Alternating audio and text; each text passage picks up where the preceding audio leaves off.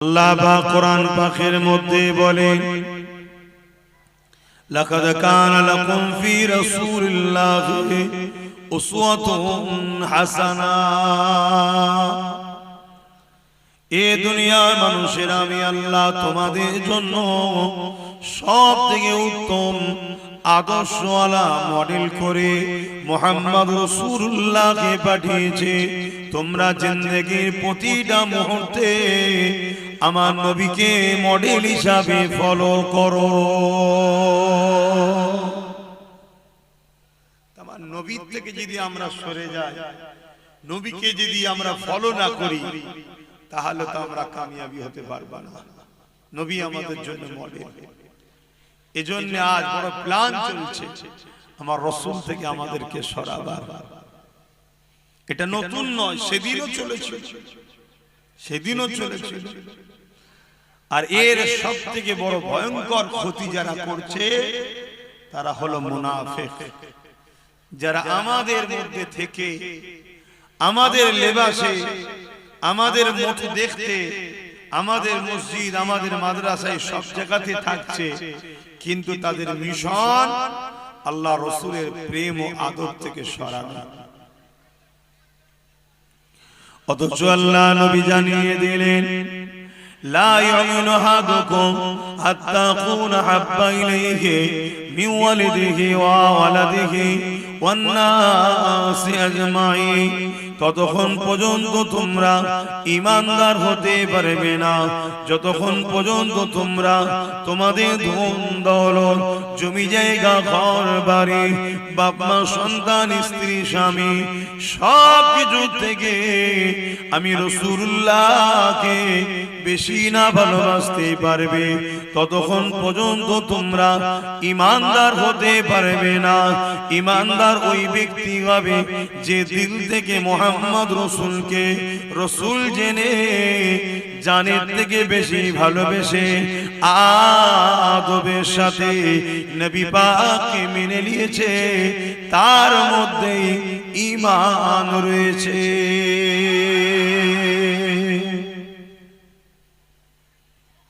আমাদের উচিত রাসূলের আলোচনা বেশি করে করা দরকার।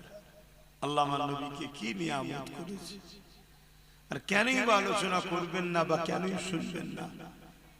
আজ আমাদের যুবকরা বিভিন্ন জায়গায় ভিড় করে আল্লাহ রাসূলের কথা, আল্লাহর কথা শোনার জন্য আমাদের ছেলেদেরকে বারবার বুঝিয়ে বুঝিয়ে ডাকতে হয়। তাহলে কতটা দূরে সরে গেছে বলে। ওজন এখানেই তো বিশেষ করে ভিড় করা দরকার, এখানেই তো আমাদের উঠা বসা করা দরকার। কিন্তু এমন সোহবত, এমন পরিস্থিতি দুনিয়ার এসে গেছে, আমার ভাইয়েরা, যুবকেরা, বোনেরা মেলাতে, ফাংশনে, যাত্রায়, গানেতে সেখানে যে ভিড় করছে, আল্লাহ ও রাসূলের আলোচনা থেকে দূরে সরে যাচ্ছে। এটা তাদের জন্য ক্ষতির হচ্ছে। বাবেরা, নওজওয়ানেরা, তরুণেরা, অথচ আমার রাসূলুল্লাহ আমাদেরকে কত মহব্বত করে, আমাদের দয়া নবী আমাদেরকে কত পিয়ার করে। সারা জীবনটা নবী আমার আপনার জন্য কেঁদেছে। যখনই নবী পাকের চোখ দিয়ে পানি বেরিয়েছে, ওই কান্নার কারণটা কি? আল্লাহ রাসূল বলেছেন, গুনাহগার উম্মত উম্মতির চিন্তায় আল্লাহ পাক তাদের সঙ্গে কি বিচার করবে, তারা দুনিয়ায় কিভাবে থাকবে, তাদের কত ক্ষতি হবে, আখিরাত তাদের কত ক্ষতি হয়ে যাবে, দুনিয়া ধোঁকায় পড়ে তারা বরবাদ না হয়ে যায়, আল্লাহ যেন তাদের উপরে নারাজ না হয়ে যায়। এই বলে বলে নবী আমার সর্বসময় কেঁদেছে।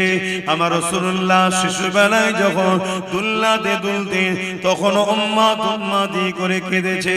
আমার নবী যখন সিজদায় পড়ে থাকতে তখন উম্মত উম্মতি করে কেঁদেছে। হে যুবকেরা, আল্লাহ নবীর জীবনে এমন কোনো দিন যায়নি নবী আমার তোমাকে আমাকে ভুলে গেছে, তোমাকে আমাকে স্মরণ করেনি, তোমার আমার জন্য কাঁদেনি, এমন কোনদিন আমার রাসূলুল্লাহ জীবনে যায়নি।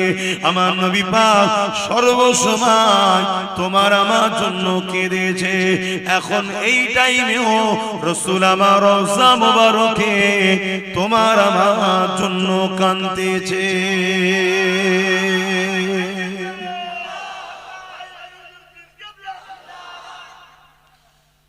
আমরা কি কখনো কাঁদলাম রাসূলের জন্য? আমরা কি কখনো ভাবলাম আহা কত রাসূল মার খেয়ে জুলুমকে মিটিয়েছে, অন্যায়কে মিটিয়েছে, খুনকে মিটিয়েছে, নারীদের অধিকার দিয়েছে, গরিবের অধিকার দিয়েছে, বিধবার অধিকার দিয়েছে। আল্লাহ রাসূল কত কষ্ট করে পৃথিবীর মানুষকে আল্লাহ চিনিয়েছে। আমরা কি কখনো ভাবি সেই নবীর কথা? সেই রাসূল আমাদের কাছে একটা দিন রেখে গেছে, সেই দিনের পাহারাদার হয়ে আমরা বাঁচবো, এই চিন্তা কি আমার ভাইয়েরা বাপেরা কখনো করেছেন? প্রত্যেকে যদি নিজের পরিবারটাকে গার্জিয়ান হয় যে আমার পরিবারে রাসূলের দ্বীনের বিরোধী কোনো কাজ হবে না, আমার পরিবারে আমি রাসূলের দ্বীনের পাহারাদার হব, তাহলেই তো সুন্দর একটা সমাজ গড়ে ওঠে। আল্লাহ বাজে দুনিয়াকে ফানা করে দেবেন, আল্লাহ বাজে দুনিয়াকে শেষ করে দেবে। এই সময়তে কতদিন দুনিয়া এইভাবে থাকবে আল্লাহ পাক ভালো জানে। যেদিন ময়দানে মাশরে বিচারের দিন ঘোষণা করবে আল্লাহ পাক সর্বপ্রথম আমার নবী পাককে উঠাবে। এ নওজওয়ানেরা, হযরত জিবরাইল আলাইহিস সালাম কে আর হযরত ইসরাফিল আলাইহিস সালাম কে আল্লাহ পাক জমিনে পাঠাবেন। ও হযরত জিবরাইল, ও হযরত ইসরাফিল বা মিকাইল ফেরেশতারা, যাও দুনিয়া জমিনে চলে যাও, আমার হাবিবকে কি আজকে উঠিয়ে নিয়ে আসো। হযরত জিবরাইল আলাইহিস সালাম দুনিয়া জমিনে চলে আসবে, তাম পৃথিবীটাকে তন্ন তন্ন করে খুঁজবে আমার রাসূল কোথায় রয়েছে। হযরত জিবরাইল খুঁজে পাবে না, জমিন থেকে আওয়াজ দিতে লাগবে, ও রব্বি আল্লাহ, আপনার হাবিব কোথায় রয়েছে? আমি জিবরাইল খুঁজে পাচ্ছি না। আল্লাহ পাক বলবেন, জিবরাইল রে, জমিনে কান লাগে লাগে শোনো, যে খান থেকে দেখবে কান্নার আওয়াজ আসছে, ওই জায়গাতে আমার খাবে তিনার গুনাহগার উম্মত উম্মতিদের নাজাতের জন্য আমি আল্লাহ আমার কাছে কাঁদতেছে। আরো জোরে বলুন সুবহান। ভাবে কত ভালোবাসা কে আছে? আমরা তো নিজেদের বাপের কথাই ভুলে যাই, বাপ ছেলের কথা ভুলে যাই এক সপ্তাহ যেতে না যেতে। কিন্তু কবে রাসূল আজও পর্যন্ত আমাদের কথা স্মরণ রেখেছে, এখন এই মুহূর্তে আমাদের জন্য কাঁদছে। আমাদের ভেতর থেকে যারা ক্ষতি করছে তাদের আকীদা হলো আমার নবী নাকি মরে গেছে, নবী শাফাআত, নবী নাকি বেঁচে নাই। বলুন নাউযুবিল্লাহ। আমার নবী হলেন হায়াতুন নবী। আমার নবী বলুন যুবকরা, সবাই বলুন হায়াতুন নবী। এইটা হলো আকীদা। যদি নবীকে হায়াতুন নবী না মেনে যদি মরা নবী বলে, ঈমান চলে যাবে। আর নবীকে হায়াতুন নবী মানা, এটা হলো ঈমান, আকীদার মধ্যে একটা আকীদা। যদি গুনাহ করো বলে গুনার মাফ আছে, কিন্তু যাদের ঈমান নেই তাদের মাফ নাই। এটা মনে রাখবেন, রাসূল হলেন হায়াতুন নবী। আরো একবার বলুন, নবী হায়াতুন নবী। হযরত জিবরাইল আলাইহিস সালাম জমিনের উপরে ডানা মারবে, জমিনটা দুচি রয়ে যাবে, দেখতে লাগবে আল্লাহ নবী সিজদায় পড়ে গিয়ে চোখের পানি ছেড়ে দিয়ে আল্লাহ নবী কাঁদতেছেন। হযরত জিবরাইল আলাইহিস সালাম আমার নবী পাককে সালাম দেবে, নবী পাক সালামের জবাব দিয়ে মাথা তুলবে। ও হযরত জিবরাইল, কি ব্যাপার, বিচার কি হয়ে গেছে নাকি? তুমি আমার কাছে এসেছো, কি ব্যাপার? কিয়ামত কি হয়ে গেছে? ময়দানে মাশর কি হয়ে গেছে? বিচার কি হয়ে গেছে? হযরতে জিবরাইল আলাইহিস সালাম বলবে ইয়া রাসূলুল্লাহ হাবিবাল্লাহ আপনি আপনার উম্মত উম্মতিদেরকে এত ভালোবাসেন কিন্তু উম্মত উম্মতি আপনাকে ভুলে থাকতো ইয়া রাসূলুল্লাহ হাবিবাল্লাহ উম্মত উম্মতি আপনাকে স্মরণ করতো না উম্মত উম্মতি আপনার সুন্নতে জীবন কাটাতো না উম্মত উম্মতি আপনার দ্বীনের পক্ষে কাজ করতো না উপরন্তু এমন উম্মত উম্মতি ছিল যারা আপনার দ্বীনের দুশমনদের সঙ্গে হাত মিলিয়ে দ্বীনের বড় ক্ষতির কারণ হয়েছে ইয়া রাসূলুল্লাহ হাবিবাল্লাহ আপনি সেই উম্মত উম্মতিদেরকে এখনো ভুলেননি কাঁদতেছে আল্লাহ নবী বলেছিলেন জিবরাইল রে আল্লাহ নবী বলবেন জিবরাইল রে আমি রাসূলুল্লাহ আমার উম্মত উম্মতিদের বড়ই ভালোবাসি এ নওজওয়ানেরা আল্লাহ নবী বলবেন জিবরাইল বলো হিসাব হয়ে গেছে নাকি হযরত জিবরাইল আলাইহিস সালাম বলবে না ইয়া রাসূলুল্লাহ আল্লাহ পাক আপনাকে আগে উঠাতে বলেছে আমার রাসূলুল্লাহ উঠবেন এ যুবকেরা ময়দানে মাশরে হাজির হবে আমার নবী পাকের নূরের মাথা মোবারকে আল্লাহ পাক শাফাআতের তাজ পরিয়ে দেবে আহলে সুন্নাত ওয়াল জামাতের আকীদা নবী শাফাআতুন নবী জোরে বলুন সুবহানাল্লাহ বলুন নবী শাফাআতুন নবী জবান খুলে বলুন নবী যারা আমাদের ভেতর থেকে ক্ষতি করছে ঈমান লুটছে তাদের আকীদা নবী শাফাআত করতে পারবে না বলুন নাউযুবিল্লাহ তাহলে আমাদের থেকে নবীকে কিভাবে সরাচ্ছে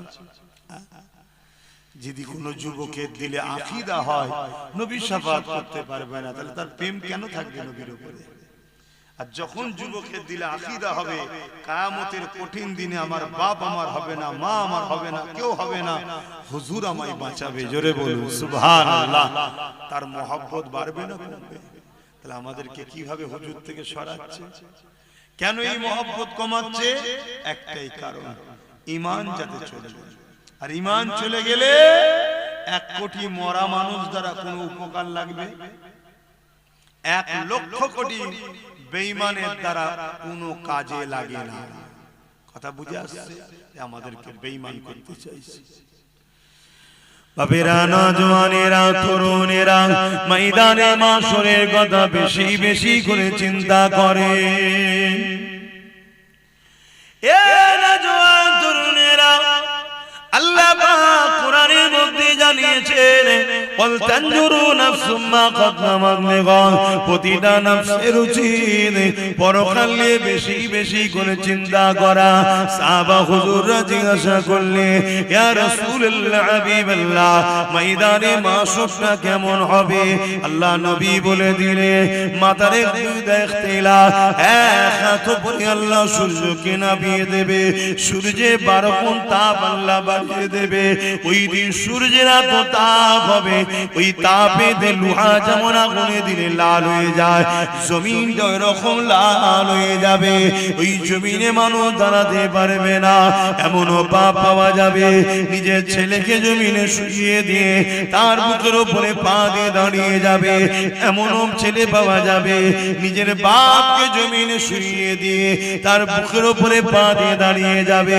এমনও মেয়ে পাওয়া যাবে তার মাকে জমিনে শুইয়ে দেবে এমনও মা পাওয়া যাবে তার মেয়েকে জমিনে শুইয়ে দেবে এক কথায় যার উপরে যা জোর চলবে তাকে জমিনে শুইয়ে দিয়ে তার বুকের উপরে পা দিয়ে দাঁড়িয়ে যাবে কেন জমিন লোহা যেমন পুরে পুরে লাল হয়ে যায় এই সূর্যে তাপে জমিন লাল হয়ে গেছে এই জমিনে মানুষ দাঁড়াতে পারবে না এ যুবকেরা বাপেরা মায়েরা বোনেরা ওই দিনটা তোমার কি আমার কি হবে আল্লাহ নবীর এই কথা শুনে সাহাবা হুজুররা কাঁদতে লাগলেন ইয়া রাসূলুল্লাহ হাবিবাল্লাহ আমাদের কি হবে উপায় ভাবো আমরা এইগুলো বুঝাই কেন শুধরাই যেতে আমার ভাইরা হালকা বয়সে ভুল ভ্রান্তি একটু হয়ে যায়, কিন্তু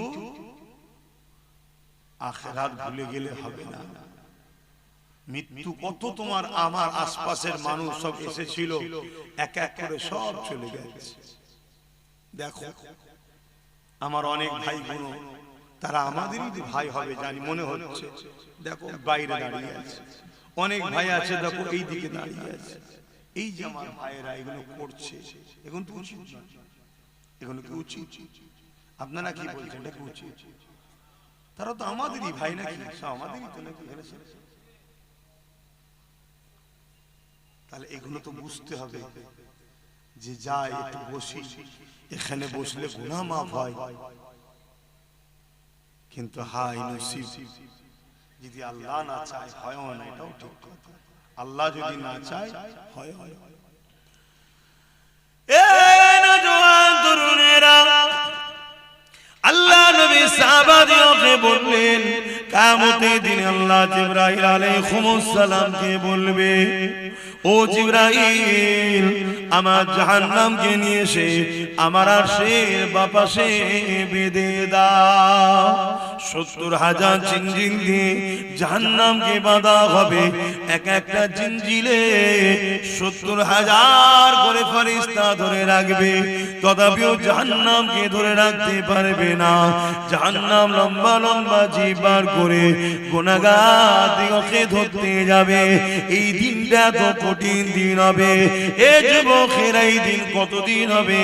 কানা মিকদারু ৫০ আলফা সানাতিন, ৫০,০০০ বছরের একটা লম্বা দিন আল্লাহ বানাবে। দুনিয়ায় ৫০,০০০ বছর যতদিন হয়, একটা দিন অত লম্বা হবে যেদিন আল্লাহ বিচারের দিন করবে। এ যুবকেরা, তরুণেরা, বাবেরা, ওই কঠিন ময়দানে মাসুরে কি হবে? ওদিনে তো বাপ ছেলের হবে না, ছেলে বাপের হবে না, মা মেয়ের হবে না, মেয়ে মায়ের হবে না, স্বামী স্ত্রীর হবে না, স্ত্রী স্বামীর হবে না, কেউ কারো হবে না। ওই দিনেতে শুধুমাত্র আল্লাহ নবী জবান দিয়ে বেরোবে, ইয়া রাব্বি হাবলি উম্মতি উম্মতি। আরো জোরে বলুন সুবহান। কত ভালোবাসে সেই রাসূলের জন্য আমরা কি করলাম বলেন? তার যে কষ্টের মেহনতের ইসলাম রেখে গেল, যে ইসলামকে প্রচার করতে গিয়ে আল্লাহ নবী কত মার খেলেন, কত কষ্ট পেলেন। আজকে সেই ইসলামকে চতুর্দিক দিয়ে মিটাবার প্ল্যান চলছে। আমরা কি করেছি? আমরা ইসলামের কোন কাজে লাগলাম? একটু ভাবতে হবে, একটুখানি চিন্তা করতে হবে, তবেই তো আমাদের মধ্যে পরিবর্তন আসবে। শুধু ওয়াজ হবে, শুনবেন, চলে যাবেন। ওয়াজ শুধু শোনার জিনিস নয়, ওয়াজ তো আবু বকর সিদ্দিকও শুনেছে, আবু জেহেলও শুনেছে। আবু বকর সিদ্দিক হয়েছে, দুনিয়া থেকে জান্নাতের সার্টিফিকেটও পেয়েছে। জোরে বলুন সুবহানাল্লাহ। আর আবু জেহেল ওয়াজ শুনেছে, তারপর আবু জেহেল হয়ে গেছে। আবুল হাকাম থেকে আবু জেহেল হয়েছে। তো ওয়াজ শুধু শোনার জিনিস নয়, ওয়াজ শুনে ভাবতে হবে, ফিকির করতে হবে, চিন্তা করতে হবে, নিজের মধ্যে অনুশোচন তৈরি করতে হবে যে কি কোর জন্য আল্লাহ আমাকে পাঠালেন। বান্দা আমি তোকে দুটো হাত দিলাম, এই হাত দিয়ে তোর কি কাজ তোকে চিন্তা করতে হবে। বান্দা আমি তোকে দুটো পা দিলাম, এই পায়ে কোন রাস্তায় চলবি, কোন রাস্তাতে চলবি না, এটা তোকে ভাবতে হবে। ওরে আমার বান্দা বান্দি রে, আমি আল্লাহ তোদেরকে দুটো চোখ দিলাম, এই চোখ দিয়ে কি দেখবি, কি দেখবি না। বান্দা আমি জবানে কথা দিলাম, আমার দিয়া জবানে কোন কথা বলা যাবে, কোন কথা বলা যাবে না। বান্দা রে, আমি আল্লাহ পাক তোকে আশরাফুল মখলুকাত বানালাম, তুই মানুষের, তুই সৃষ্টির মধ্যে সর্বশ্রেষ্ঠ সৃষ্টি বানালাম। ওরে আমার বান্দা রে, তুই আমার জমিনের উপরে তোর কি কাজ তোকে একবার ভাবতে হবে। এটা বোঝাবার জন্য, এটা জানাবার জন্য, কদ জাআকুম মিনাল্লাহি নূরুন ওয়া কিতাবুম মুবিন। আমি দুটো জিনিস আমার পক্ষ থেকে পাঠালাম, একটা হলো 30 পারা প্রকাশ্য কোরআন কিতাব, আর একটা হলো ওই কোরআনকে বুঝাবার জন্য সাহেবে কোরআন মুহাম্মাদুর রাসূলুল্লাহ। এ আমার বান্দা বান্দি রে, এই দুটোকে অনুসরণ কর। কোরআনকে তোদের জন্য গাইড করলাম, মুহাম্মদ রাসূলুল্লাহকে মডেল বানিয়ে দিলাম। মুহাম্মদ রাসূলুল্লাহ হলো কোরআনের বাস্তব তোদেরকে দেখাবে।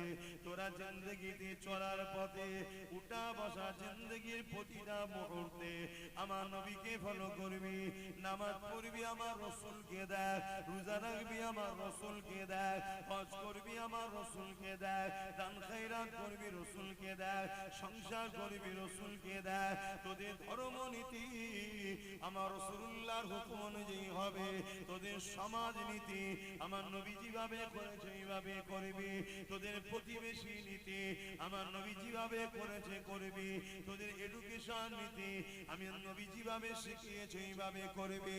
ওরে আমার বান্দা বান্দি রে, তোদের অর্থনীতি, তোদের রাজনীতি, তোদের রাষ্ট্রনীতি, তোদের মানবতা নীতি সব কিছুটা আমার রাসূলুল্লাহকে অনুসরণ করে করবি।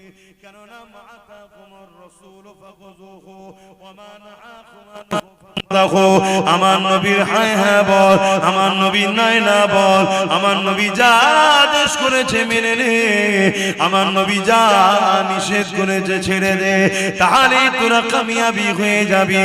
এই কঠিন দিনে তাদের কোনো চিন্তা হবে না, কেননা তাদের জন্য রয়েছে আমি আল্লাহ আমার আরশের ছায়া।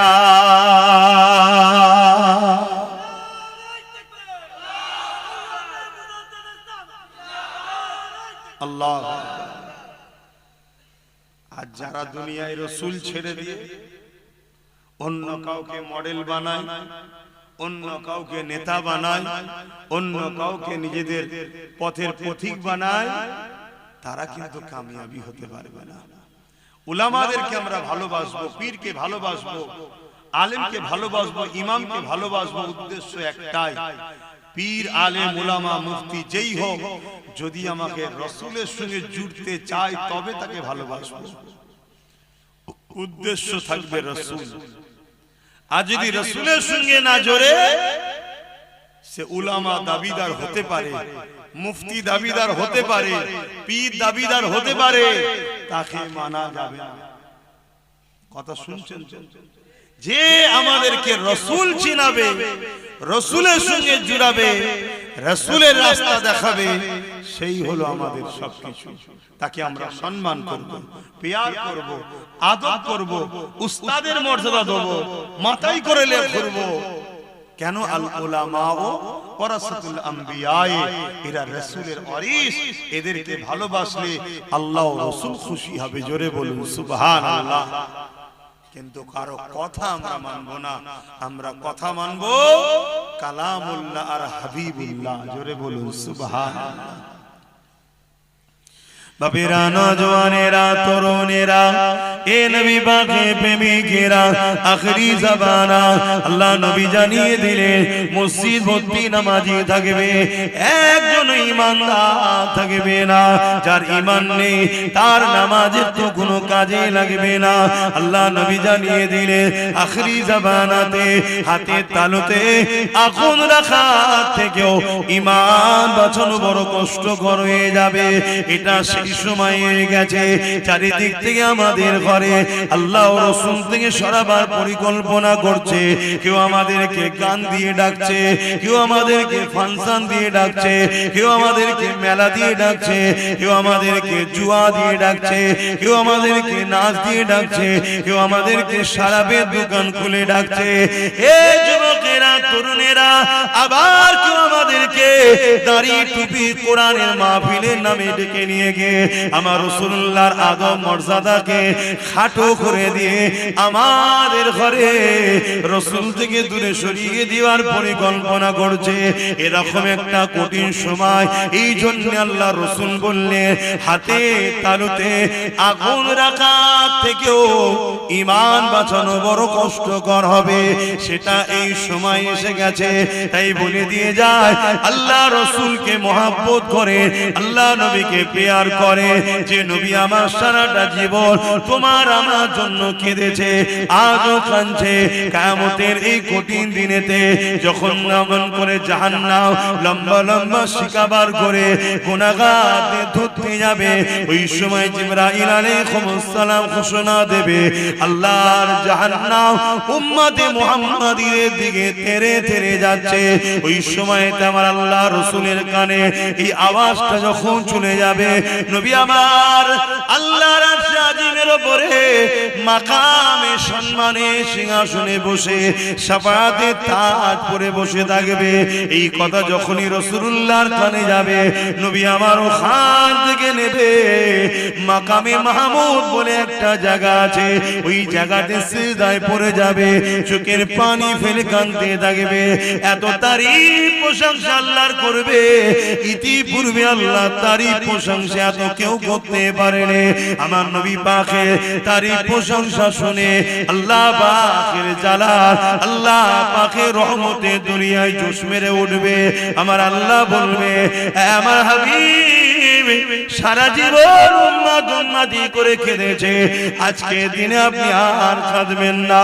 আমি আল্লাহ ওয়াদা করেছিলাম ওয়ালা সাওফা ইউতিকা রাব্বুকা ফাতারদা, যত চিরে আপনাকে এত দিয়া দেব, যতক্ষণ পর্যন্ত আপনি খুশি না হবেন আপনার দোয়া আজকে আমি আল্লাহ কবুল করব। আরো জোরে বলুন সুবহান। আশা করা যায় আমার নবীকে আল্লাহ এত ভালোবাসে, গুনার পাহাড় দিয়েও যদি কোনো উম্মত ওঠে, আশা করা যায় কিয়ামতের দিন নবীর খাতিরে সে জান্নাত চলে যাবে। বলুন ইনশাআল্লাহ, বলুন ইনশাআল্লাহ। কিন্তু ওই উম্মত গুলোকে দেখে বড় আফসোস লাগে যারা নবীর দ্বীনকে মিটাচ্ছে। আজ আমার উম্মত ভাইরা আছে দ্বীন মিটাচ্ছে, গান শোনা দিন মিটানো নয়, নিজেকে মিটাচ্ছে। কিন্তু গানের আড্ডা তৈরি করা, মুসলমানের ছেলে মেলা দেয়, মুসলমানের ছেলে জুয়ার আড্ডা দেয়, মুসলমানের ছেলে ফাংশনের নেতৃত্ব দেয়, তার মানে কি পাপের আখড়া তৈরি করলো। এটা ইসলামকে মিটানোর সমান পাপ। শুনছো আমার ভাইরা? এই কথাগুলো বলা দরকার আছে না? হতে পারে আমার সেই সকল ভাইদের কানে যেতে যেতে আল্লাহ চাইলে একদিন তাকে হিদায়াত হয়ে যেতে পারে। আর যদি পরিবর্তন হয়ে যে মেলা ফাংশন গান বন্ধ করে দেয়, তাহলে সে ভাইটা তো বেশি যাবে। গুনাহ করে ফেলেছে, আশা করা যাচ্ছে আল্লাহ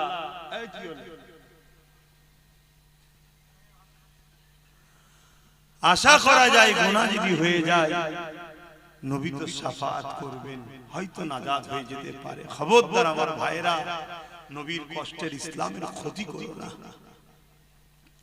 আল্লাহ নবী জীবনে কত কষ্ট হয়েছে, এ নওজওয়ানেরা, আল্লাহ নবী জীবনে এমনও দিন গেছে নবী আমার সিজদায় পড়ে রয়েছে।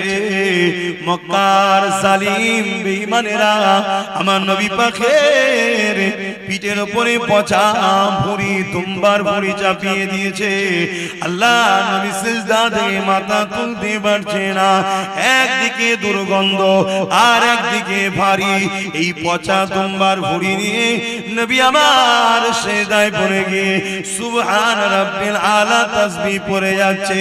নবী পাকের কলিজা টুকরি খাতুনে জান্নাত দেখতে পেয়ে তখন তিনি ছোট ছিলেন, আব্বা জানের পিঠ থেকে এই পচা দুম্বার ভুঁড়ি খানা নাবাতে লেগেছে। ছোট ছোট নুরানি হাত দিয়ে আর পচা দুম্বার ভুঁড়ি নাবাতে পারছে না, একদিকে দুর্গন্ধ আর একদিকে ভারী। খাতুনে জান্নাত তখন ছোট ছিলেন আর চোখের পানি আমার আব্বাকে কে এত কষ্ট দেয়। এদিকে জালিম নিষ্ঠুর পাশান অত্যাচারীরা বসে বসে মজা নিতে লেগেছে। এমনও দিন গেছে আল্লাহ নবীকে এত ভুঁড়ি দিয়েছে, নবী পাকের পিঠে এত পচা দুম্বার ভুঁড়ি চাপিয়েছে, আমার নবী পাক পুরো ঢাকা পড়ে গেছে, নিঃশ্বাস নিতে পারছে না। খাতুনে জান্নাত আব্বাকে খোঁজ করতে করতে যখন এই পচা দুর্গন্ধময় ভুঁড়ি দেখতে পায়, খাতুনে জান্নাত আন্দাজ করে এই জায়গাতে হয়তো আব্বা রয়েছে। এই পচা দুম্বার ভুঁড়িকে সরিয়ে সরিয়ে সরিয়ে ওর ভেতর থেকে দয়া নবী মাথা তোলে। এ যুবকেরা, তরুণীরা, বাবেরা, এত কষ্ট আমার নবী কেন পেয়েছে? আমার নবী ইনসাফের কথা বলেছে তাই। এত কষ্ট আমার নবীর উপরে হয়েছে কেন? আমার নবী গরিবদের পক্ষে ছিল তাই। এত কষ্ট আমার নবীর উপরে হয়েছে কেন? আমার নবী নারীদের অধিকারের পক্ষে ছিল তাই। এত কষ্ট আমার নবীর উপরে দিয়েছে কেন? আমার নবী ইনসাফ, ইনসানিয়াত, মানবতা, তাওহীদ, এক আল্লাহর পক্ষে মানুষকে ডেকেছে তাই। এ যুবকেরা, তুমি আমি নবীর উম্মত দাবি করি, তুমি আমি যদি আজ ন্যায়ের পক্ষে না থাকি, মানবতার পক্ষে না থাকি, ইনসাফের পক্ষে না থাকি, নারীর অধিকারের পক্ষে না থাকি, গরিবের পক্ষে না থাকি, এতিম বিধবাদের পক্ষে না থাকি, তাহলে কেমন উম্মত তুমি আমি হলাম? যে আমার রাসূলুল্লাহ মিশন ছিল তো এটাই, অন্যায়কে মিটিয়ে আল্লাহর জমিনে নাই শান্তি প্রতিষ্ঠিত করা। এজন্যই তো নবী মার খেয়েছে, এজন্যই তো রাসূলুল্লাহর উপরে জুলুম, কত কষ্ট দিয়েছে আমার নবীকে। এমনও দিন গেছে আমার নবী কে জানে মেরে দিবে, শহীদ করে দেবে। আমার নবী পাহাড়ে চলে গেছে, সেখানে গিয়ে নবী মাসকে মাস কাটিয়েছে। এমনও দিন গেছে আল্লাহ রাসূল হুজরার মধ্যে আছে, নবী পাকের পুরো ঘরটা 36 জন 40 জন উলঙ্গ তরোয়াল নিয়ে জালিম অত্যাচারী নিষ্ঠুররা ঘিরে ফেলেছে আমার নবীকে শহীদ করে দেবে বলে। কিন্তু আমার আল্লাহ আমার নবী পাককে ওখান থেকে হিফাজত করেছেন। জোরে বলুন সুবহানাল্লাহ। আল্লাহ নবী জীবনে অনেক কষ্ট গেছে।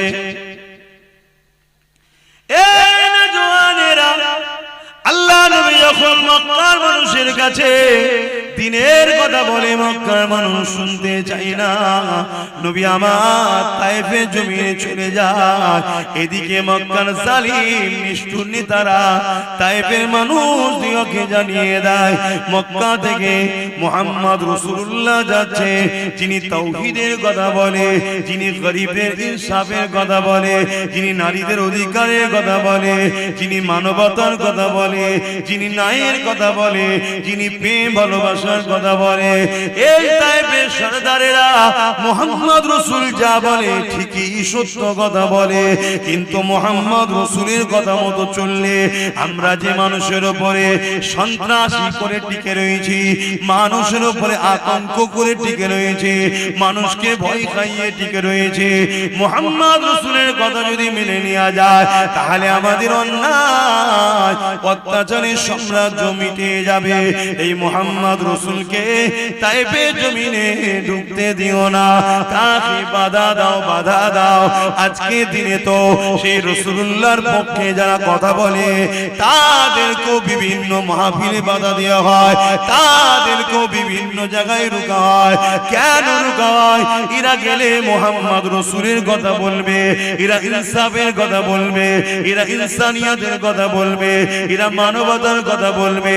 কেন? আল্লাহ কোরআনের মধ্যে জানিয়ে দিয়েছে, এ দুনিয়ার মানুষেরা কুনতুম খায়রা উম্মাতিন উখরিজাত লিন-নাস তা'মুরুনা বিল মারুফ ওয়া তানহাউনা আনিল মুনকার। আল্লাহ আমাদেরকে দুটো কাজ দিয়েছে, অন্যায়কে মিটিয়ে দাও, ন্যায়কে প্রতিষ্ঠিত করো। এই অন্যায় মিটাতে গিয়ে যদি তুমি শহীদ হয়ে যাও, অন্যায়কে মিটাতে গিয়ে জালিমদের হাতে যদি মারা পড়ে যাও, এ যুবকেরা আল্লাহ রাসূল জানালেন তাদের জন্য জন্য মরণের আগে, জান বেরোবার আগে আল্লাহর জান্নাতকে দেখিয়ে দেওয়া হয়। আর যদি এই লড়াইয়ে লড়তে গিয়ে ন্যায়কে প্রতিষ্ঠিত করতে গিয়ে অন্যায়কে মিটাতে গিয়ে আর যদি এই লড়াইয়ে কেউ গাজী হয়ে যায়, বিজয় হয়ে যায়, আমার আল্লাহ তাকে দুনিয়াতে গাজীর সম্মান দেয় এবং পরকালে পুরস্কার জান্নাতে রেখেছে। আমাদের তো দুটো কাজ আল্লাহ দিয়েছে নাকি? কথা বলে, অন্যায় মিটাও, ন্যায়কে প্রতিষ্ঠিত করে, এটা তো কাজ আমাদের। আমরা সেটা করছি? আমরা তো অন্যায়ের সঙ্গে গা মিলিয়ে চলছি। আমরা তো জুলুম বন্ধ করা ছেড়ে দিয়ে জুলুম করছি। আমাদের অনেকের ধারণা হয়ে গেছে ইসলাম নামাজ, রোজা, দাড়ি, টুপি, হজ, যাকাত, নামাজ পড়লেই হয়ে গেছে, রোজা রেখে নিয়েছি হয়ে গেছে, একবার হজ করলেও মিটে যাবে। এটা ইসলাম শুধু নয়। হ্যাঁ, এটাও ইসলাম, কিন্তু শুধু এটা নয়। সমাজে এতিমের উপরে জুলুম হবে, আপনি এতিমের পাশে দাঁড়াবেন না, আর আপনি বলছেন আমি নামাজ পড়েছি। সমাজে বিধবার উপরে অত্যাচার হবে, আপনি তার পাশে দাঁড়াবেন না, আপনি বলছেন আমি রোজা রেখেছি। মানুষ মসজিদগুলোকে যেভাবে কারুকার্য ভাবে করছে, হ্যাঁ আল্লাহর ঘরকে ভালোবাসেন, করুন, কিন্তু অপরদিকে এই সমাজের গরিবদের ঘরে মানুষ দেখে আল্লাহর ঘর কাঁচা হলেও নামাজ হয়ে যাবে, কিন্তু গরিব যদি খেতে না পায়, ওই সমাজের প্রত্যেককে কিয়ামত দিন আল্লাহর কাছে জবাব দিতে হবে। কথা শুনছেন তো নাকি? হ্যাঁ, আপনি প্রতিবেশী, আপনার প্রতিবেশীর খোঁজ নিতে হবে না? এটা কি ইসলাম নয়? কিয়ামতের দিন অনেক লোককে আল্লাহ ধরবে, তুমি কোথায় যেতে চাও? সে বলবে আল্লাহ আমি নামাজ, রোজা, হজ, যাকাত করেছি, আমি জান্নাতে যেতে চাই। আমার আল্লাহ তখন বলবে, আবু দাউদ শরীফের হাদিস, দুনিয়ায় যখন আমি ভুখা ছিলাম, ক্ষুধার্ত ছিলাম, তুমি কি তখন আমায় খেতে দিয়েছিলে? বান্দা তো অবাক হয়ে যাবে কিয়ামতের দিন, আল্লাহ আপনি তো আল্লাহুস সামাদ, কারো মুখাফিক কি নাই, ক্ষুধার্তর তো মুখাফিক কি আপনি নন, তাহলে আপনাকে কেন খেতে দিতে হবে? আমার আল্লাহ বলবেন, তোমার গ্রামে অমুক ঘর, অমুক গরিব, অমুক এতিম, সে তো ক্ষুধার্ত ছিল, সেটা কি আমার নয়? ওকে যদি দিতে আমাকে দেয়া হতো, ওকে দিওনি, আমাকে দিওনি, আমি তোমায় আজ জান্নাত দেব না। আজকে বলুন, গরিবদের পাশে কেউ আছে? বলেন, আমার কথা বলেন, গরিবদের কেউ দেখে? এটা কি ইসলাম নয়? আল্লাহ নবী বসে আছেন, এক ইহুদি আসলো, আল্লাহ নবীকে জিজ্ঞাসা করলো, ইয়া রাসূলুল্লাহ, হাবিবাল্লাহ, ইসলামের সবথেকে ভালো কাজ কোনটা? আল্লাহ নবী নামাজের কথা বলেনি, রোজার কথা বলেনি, হজের কথা বলেনি, দাড়ি টুপির কথা বলেনি, জুব্বা পাগড়ির কথা বলেনি, মসজিদ মাদ্রাসা বানানোর কথা বলেনি। আল্লাহ নবী বলেছিলেন ইসলামে সব থেকে ভালো কাজ হলো ক্ষুধার্ত মানুষকে খানা খাওয়ানো।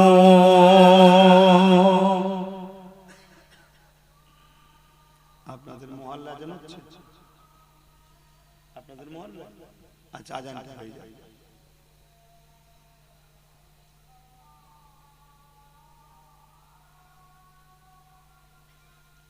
খুব ঠান্ডা এলাকাটা,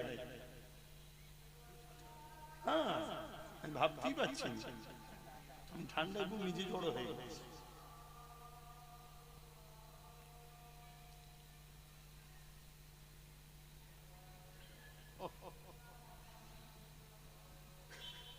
সাল্লাল্লাহু আলাইহি ওয়াসাল্লাম।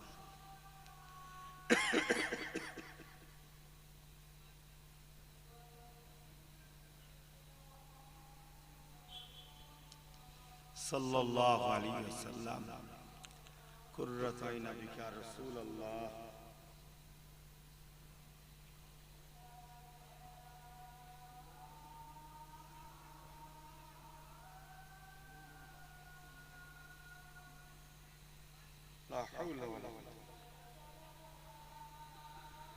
লা হাওলা ওয়ালা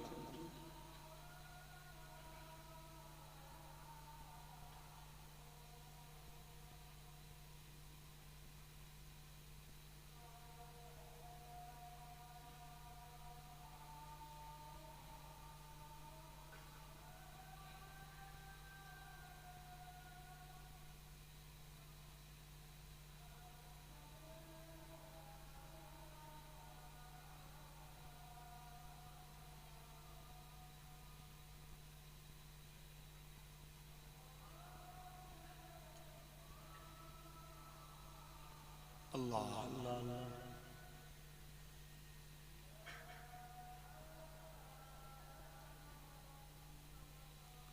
اللهم رب هذه آت محمد الوسيلة والفضيلة ومحمد إنك لا لا إله درود الشريف اللهم صل على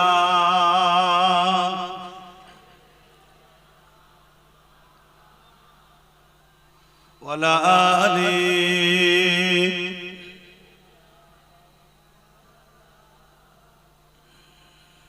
मेरी उल्फत मदीने से यूं ही नहीं मेरे आका का रोज़ा मदीने में है मैं मदीने की जानिब न कैसे खींचूं मैं मदीने की जानिब न कैसे खींचूं मेरा दीनो दुनिया मदीने में है मेरी उल्फत मदीने से यूं ही नहीं मेरे आका का रोज़ा मदीने में है अर्ज़ अजीब से बढ़ के जिसका बड़ी शान है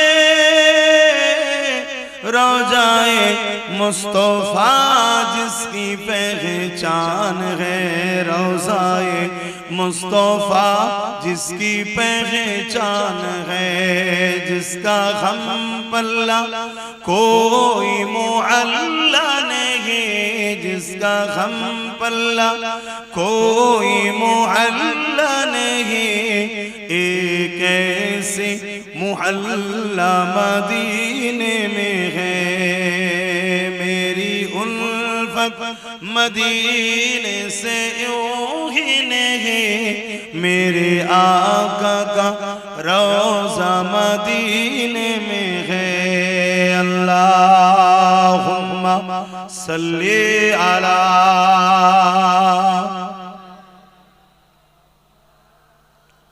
जोरे जोरे पढ़ें আপনাদের দেখে তো আমারও ঘুম পাচ্ছে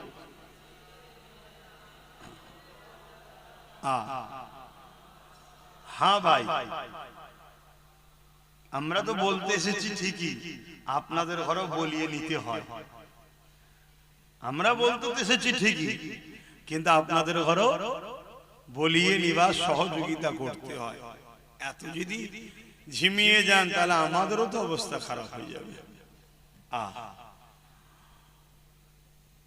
তাহলে ইসলাম সবথেকে ভালো কাজ হলো ক্ষুধার্ত মানুষকে খানা খাওয়ানো জোরে বলুন সুবহানাল্লাহ আল্লাহ নবী বলছেন কেউ যদি এতিমের মাথায় হাত বোলায় সেজন্য আমি রাসূলুল্লাহ আমার মাথায় হাত বোলালো জোরে বলুন সুবহানাল্লাহ কেউ যদি এতিমের পরনের কাপড় দেয় সেজন্য আমি রাসূলুল্লাহ আমাকে কাপড় দিল কেউ যদি এতিমের পিপাসা মিটায় আমি রাসূল তার ময়দানে মাশরে আবে কাউসারের পানি দিয়ে পিপাসা মিটাবো জোরে বলুন সুবহানাল্লাহ আর আজকে এতিমদের অবস্থা কি এই কঠিন ঠান্ডায় রাস্তাঘাটে ফুটপাতে দেখা যায় না হাজার হাজার বাচ্চা এতিমরা কত কষ্টে কাটাচ্ছে তারা আজ আমাদের আছে আমরা জড়িয়ে একটু গরম হয়ে যাচ্ছে কিন্তু গরিব এতিমদের কি হয় এগুলো ভাবতে হবে এটাই দরদ মানুষের উপর দয়া মায়া থাকা দরকার আল্লাহ পাকের এক বান্দি ছিলেন যে সমাজে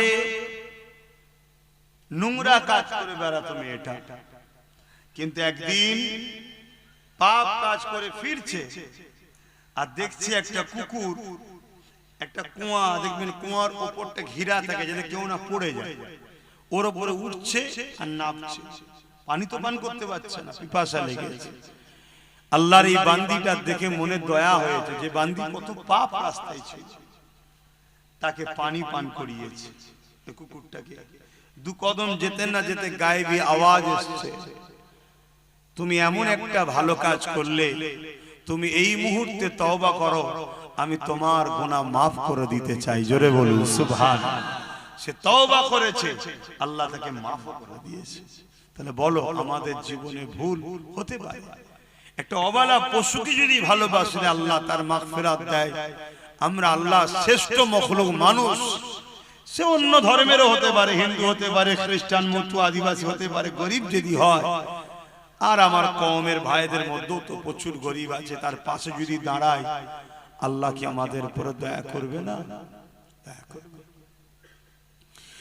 আল্লাহ নবীর ঘরে শিক্ষা কেমন ছিলেন দেখে, হযরতে খাতুনে জান্নাত তিনি এমন করে, হযরত ইমামে হাসান হুসাইন দুই ভাই অসুস্থ হয়েছে, তাই তিনাদের সুস্থতার জন্য খাতুনে জান্নাত নিয়ত করলেন, মান্নত করলেন, ও রব্বি আল্লাহ, আমার বাচ্চা দুটো সুস্থ হয়ে গেলে আমি আপনার খুশির জন্য 3টে রোজা রাখার মান্নত করলাম, নিয়ত করলাম। আল্লাহ পাকের দয়াতে ইমামে হাসান হুসাইন পাক দুই ভাই সুস্থ হয়ে গেলে, তখন ছোট ছোট তিনারা ছিলেন। এই সুস্থ হয়ে যাওয়ার দরুন হযরতে খাতুনে জান্নাত মাওলা আলী শেরে খোদার সঙ্গে আলোচনা করলে, আমার প্রাণের স্বামী, আমি আল্লাহ পাকের কাছে এই বলে মান্নত করেছিলাম, হাসান হোসেন সুস্থ হয়ে গেলে আমি 3টে রোজা রাখবো। আল্লাহ পাক সুস্থ করে দিয়েছে, তাই আমি রোজা রাখার ইচ্ছা প্রকাশ করছি। হযরতে মাওলা আলী বলেছিলেন, এ খাতুনে জান্নাত, আপনি একা কেন রাখবেন, আমিও আপনার সঙ্গে রোজা রাখবো। হযরতে মাওলা আলী রোজা রাখলে, খাতুনে জান্নাত রাখলে, হযরত ইমামে হাসান হোসেন তিনারাও উঠে পড়লেন, তিনারাও বলতে লাগলে, আম্মা জান, আমরাও সেহরি খাবো, রোজা রাখবো।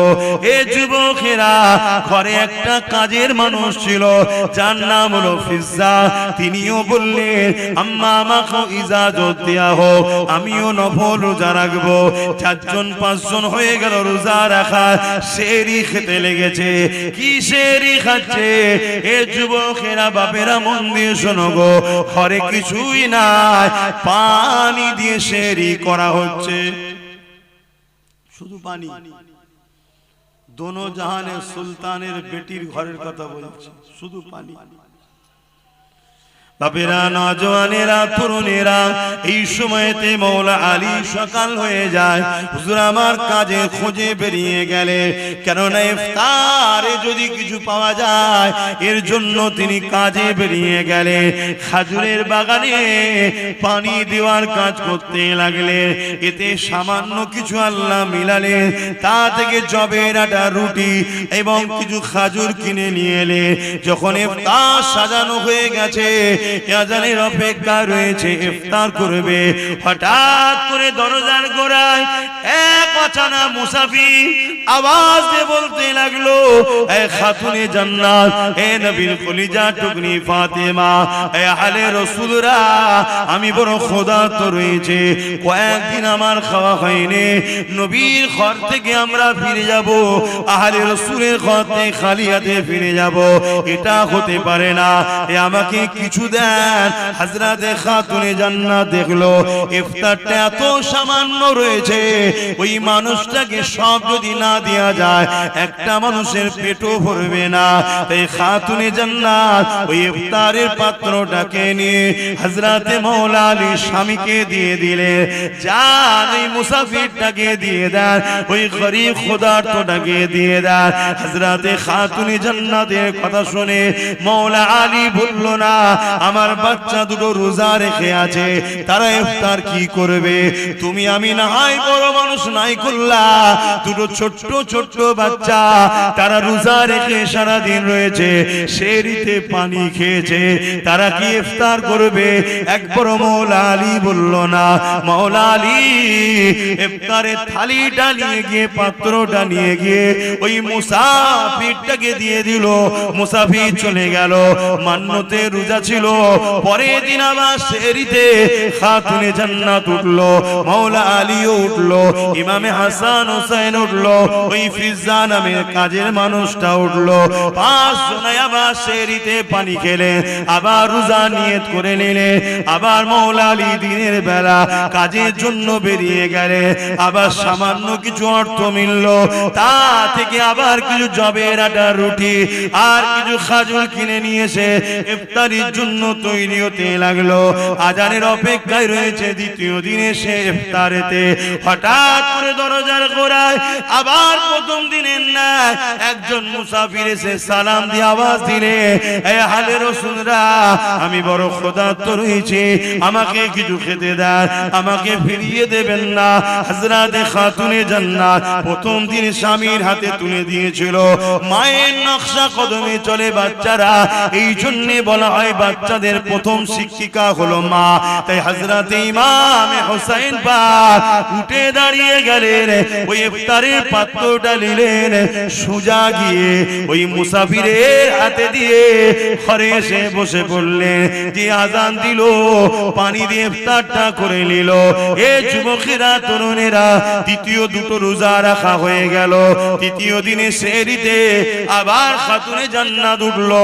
মাওলা আলী উঠলো ইমাম হাসান হোসেন উঠলো ফিজ্জা নামে মানুষটা উঠলো ফিজ্জা নামে কাজের মহিলাটা উঠলো এমন করে সেহরিতে আবার পানি খেলেন রোজা নিয়ত করে নিলে তিন দিনের দিনে মাওলা আলী তিনি আবার কাজে বেরোলেন একভাবে পানি ছাড়া অন্য কিছু যার পেটে পড়েনি জিনার তিনি বড় দুর্বল হয়ে গেলে তিন দিনে তিনি বড় কষ্ট করে কাজ করে সামান্য কিছু আবার অর্থ পেলে তা দ্বারা জবের আটা রুটি আবার খাজুর নিয়ে ঘরে ফিরলেন তিন দিনের দিনে শরীর চলছে না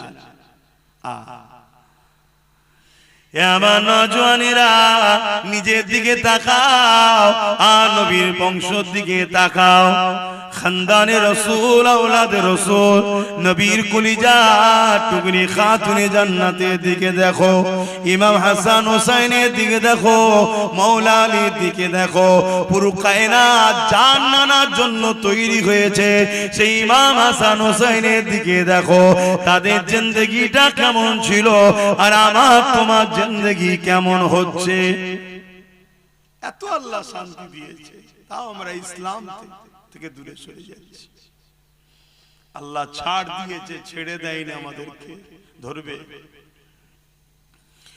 এ নওজওয়ানেরা তিন দিনের দিনও আগে দুদিনের মতো যখন ইফতার রেডি হয়ে গেছে এক মুসাফির অচেনা এসে আওয়াজ দিতে লাগলেন এ আহলে রাসূলরা বড় ক্ষুধার্ত রয়েছি কিছু দেন ফিরিয়ে দেবেন না প্রথম দিনে খাতুনে জান্নাত মাওলা আলীর হাতে দিয়ে পাঠিয়েছিল দ্বিতীয় দিনে ইমাম হোসেন হাসান পাক নিজে আগিয়ে চলে গেছে তৃতীয় দিনে ইমাম হোসেন পাক ছোট ভাই তিনি উঠে দাঁড়িয়ে গেলে ইফতারের পাত্রটা নিয়ে আগিয়ে গিয়ে মুসাফিরকে দিয়ে পানি পান করে ইফতারটা করে নিলেন এ যুবকেরা তরুণেরা বাপেরা আল্লাহ রাসূল ঘরে চলে এলেন ইশারাতে এসে বলতে লেগেছে মারে কি এমন কাজ তোমরা করেছো যার জন্য আল্লাহ বড় খুশি হয়ে গেছে খাতুনে জান্নাত শুনিয়ে দিলেন আল্লাহ নবী চোখ দিয়ে পানি বেরোতে লাগলো যে আমার পেটি দুনিয়ায় কি হালে রয়েছে ইমাম হাসান হোসেন কি হালে রয়েছে আমার জামাই মাওলা আলী কি হালে রয়েছে কিন্তু নবী আমার ওখানেও হাত তুলে দোয়া চেয়ে বলেন আল্লাহ আমার বেটির সংসারে তুমি রুজির বরকত দাও আমার হাসান হোসেনের সংসারে বরকত দাও নবী আমার ওটা দোয়া করেন ওখানেও নবী আমার দোয়া করেছে আল্লাহ পাক আমার উম্মতিদের হিফাজত করে আরো জোরে বলুন সুবহান আজকে সেই উম্মত আমরা কি করছি বলুন? বললেই তো আব্বাস সিদ্দিককে সমালোচনা করছে, গালি দিচ্ছে, ফোনে হুমকি দিচ্ছে, কাঁচা কাঁচা গাল দিচ্ছে বাপ মা তুলে। কেন? আজ ইসলাম মিটে যাচ্ছে, কথা বলছি তাই। ইসলাম মিটে যাচ্ছে, কথা বলছি তাই। ভাবুন, আল্লাহ কিন্তু ছাড়বে না। কত কষ্ট করে তারা এই দিনের জন্য সব কিছু কুরবান করেছে। আর আজকে আমরা আরাম আয়েশের জিন্দেগি কাটিয়ে ইসলামকে ক্ষতি নিজেরাই করছি। আল্লাহ ছেড়ে দেবে না, এখনো সময় আছে। তওবা করেন, পরিবর্তন হন, ভাবেন গরিবকে কিভাবে ভালোবাসতে হয়। দেখো আরো এক তারিখের কথা, আম্মা জান, অসুবিধা হচ্ছে না তো ভাই? আপনাদের অসুবিধা হচ্ছে না তো? কেন আমার পরে তারপরে নামাজ হবে বললো।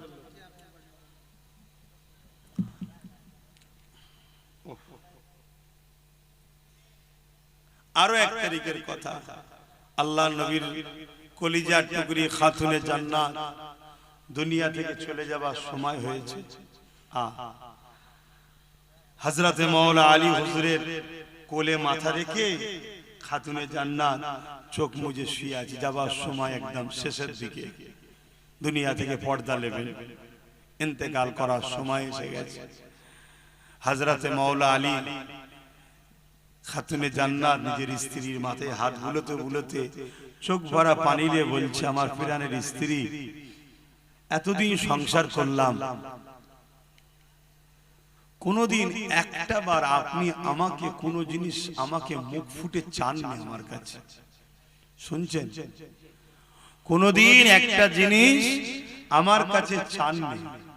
হযরতে খাতুনে জান্নাত চোখ খুললেন, মুচকি হাসলেন, হেসে বলছেন, আমি সাক্ষী দিচ্ছি আমি আপনার উপরে রাজি খুশি আছি। জোরে বলুন সুবহানাল্লাহ।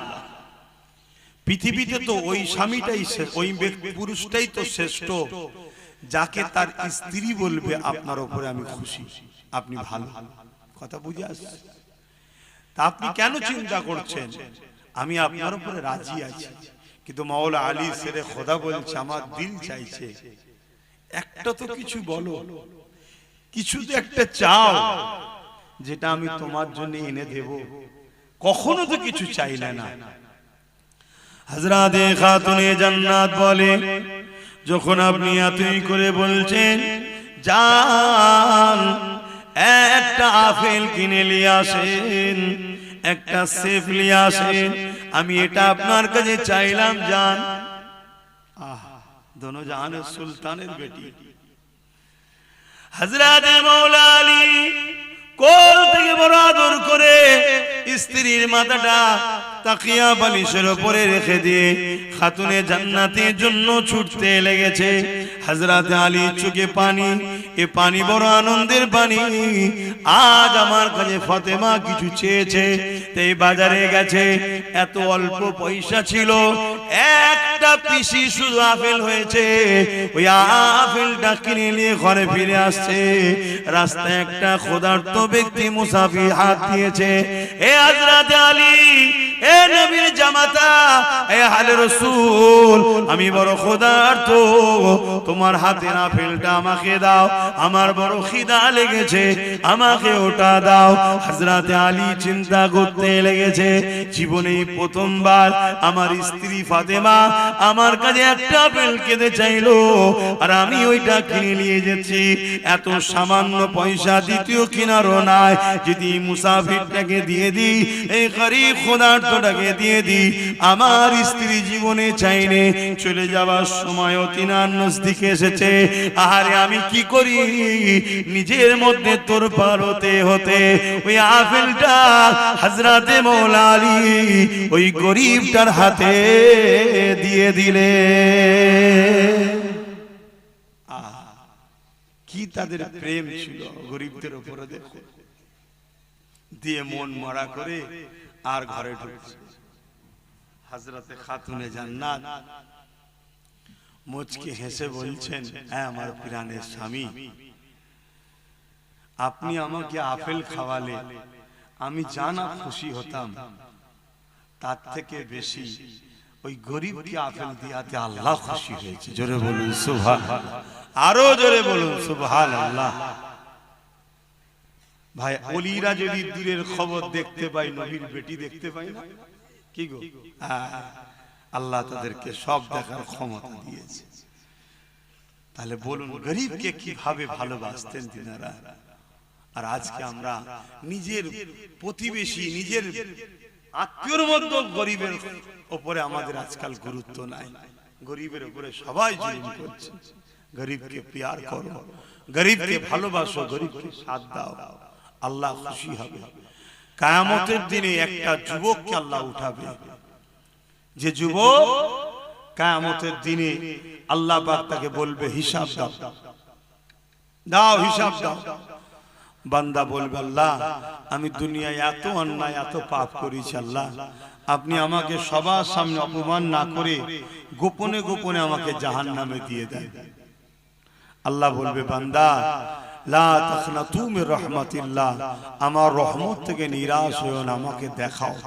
আল্লাহ কুদরতি ভাবে তার আমলনামা দেখবে, সত্যি পুরো পাপ অন্যায়, একটা ভালো কাজ পাবে। আল্লাহ পাকে যেটা দেখে বড় পছন্দ হয়ে যাবে, আল্লাহ পাক বলবে বান্দারে তোমার সবই তো অন্যায় দেখলাম, তোমার সবই তো পাপ দেখলাম, ও আমার বান্দা তবে তোমার একটা ভালো কাজ দেখেছি, যেটা আমি বড় রাজি খুশি হয়েছি। এ বান্দারে বলো তুমি কোথায় যেতে চাও? বান্দা এই সময় বলতে লাগবে ও রব্বি আল্লাহ আপনি যদি দয়া করেন, আপনার দয়ার বিনিময়ে আমি জান্নাতে যেতে চাই। মনে রাখবেন খুব সুন্দর কথা, আল্লাহ দয়া ছাড়া জান্নাত পাওয়া যায় না। নামাজ হুকুম পড়তে হবে, রোজা হুকুম রাখতে হবে, হজ হুকুম মালদারদের করতে হবে, যাকাত হুকুম মালদারদের দিতে হবে। কিন্তু নামাজ দেখিয়ে, রোজা দেখিয়ে, হজ দান খায়রাত দেখিয়ে আল্লাহর জান্নাতের আশা করবেন না। কেননা আমাকে যে আল্লাহ এই যে জমিনের উপরে খাওয়াচ্ছে, জমিনের উপরে বাঁচিয়ে রেখেছে, এই যে নিঃশ্বাস টানছি ছাড়ছি, এর ঋণ কখনো শোধ করতে পারবেন না। কিয়ামতের দিনে একটা বান্দাকে আল্লাহ উঠিয়ে জিজ্ঞাসা করবে বান্দারে বলো তুমি কোথায় যেতে চাও? ওই বান্দাকে আল্লাহ 500 বছর হায়াত দিয়েছিল দুনিয়ার জমিনে। ওই বান্দা বলতে লাগবে ও রব্বি আল্লাহ 480 বছরের বেশি ধরে দুনিয়ার জমিনে জ্ঞান বিবেক হওয়ার পর থেকে আপনাকে সিজদা দিয়ে দিয়ে পেট পিট পেমন করে কোমরকে ধনুক বানিয়ে দিয়েছি, এবং রোজা রেখে রেখে পেট পিটকে সমান করে দিয়েছে। ও রব্বি আল্লাহ জঙ্গলে পাহাড়ে গিয়ে নোনা পানির এলাকাতে ওই জায়গায় গিয়ে আমি আপনার ইবাদত করেছি 480 বছরের বেশি। আজকে দিনে আল্লাহ আপনার কাছে আমি জান্নাত যেতে চাই, জান্নাতে যাব। আল্লাহ পাক ওই সময় বলবে ওরে আমার ফেরেশতারে এই বান্দাকে আমার জাহান্নামটা একটু দেখিয়ে নিয়ে আসো।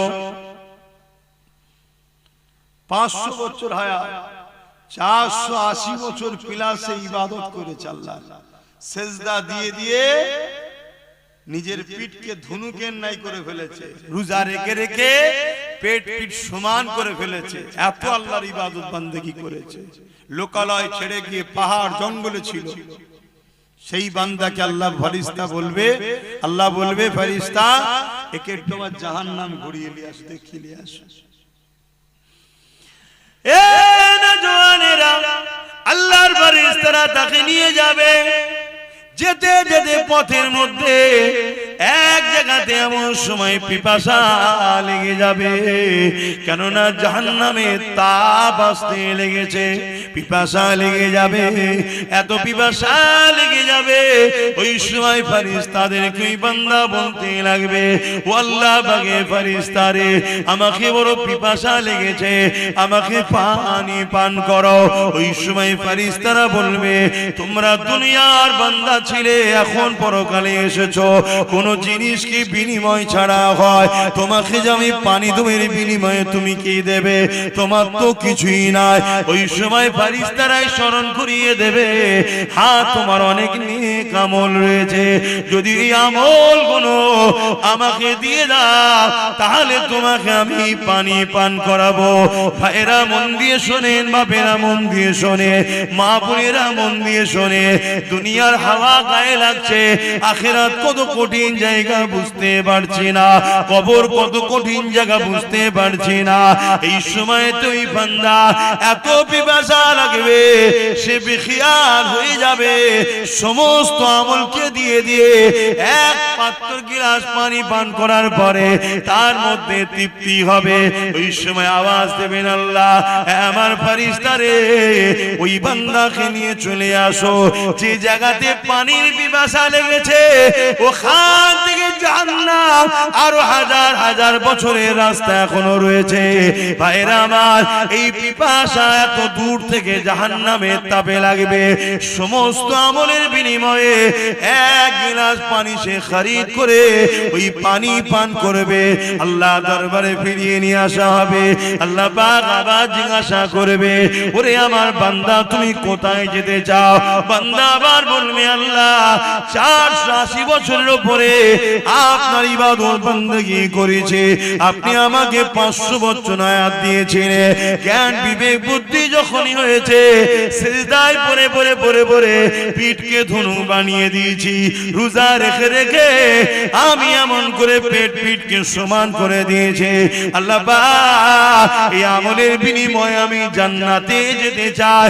আমার আল্লাহ বলবে, বান্দারে তোমার আমল তো এখন আর নেই, এক গিলাস পানির বিনিময়ে তোমার আমল তো তুমি ফেরেশতাদের দিয়ে দিয়েছো। বান্দা মাথা হ্যাট হয়ে যাবে, আল্লাহ বলবে, বান্দা মাথা তোলো, বলো কোথায় যাবে?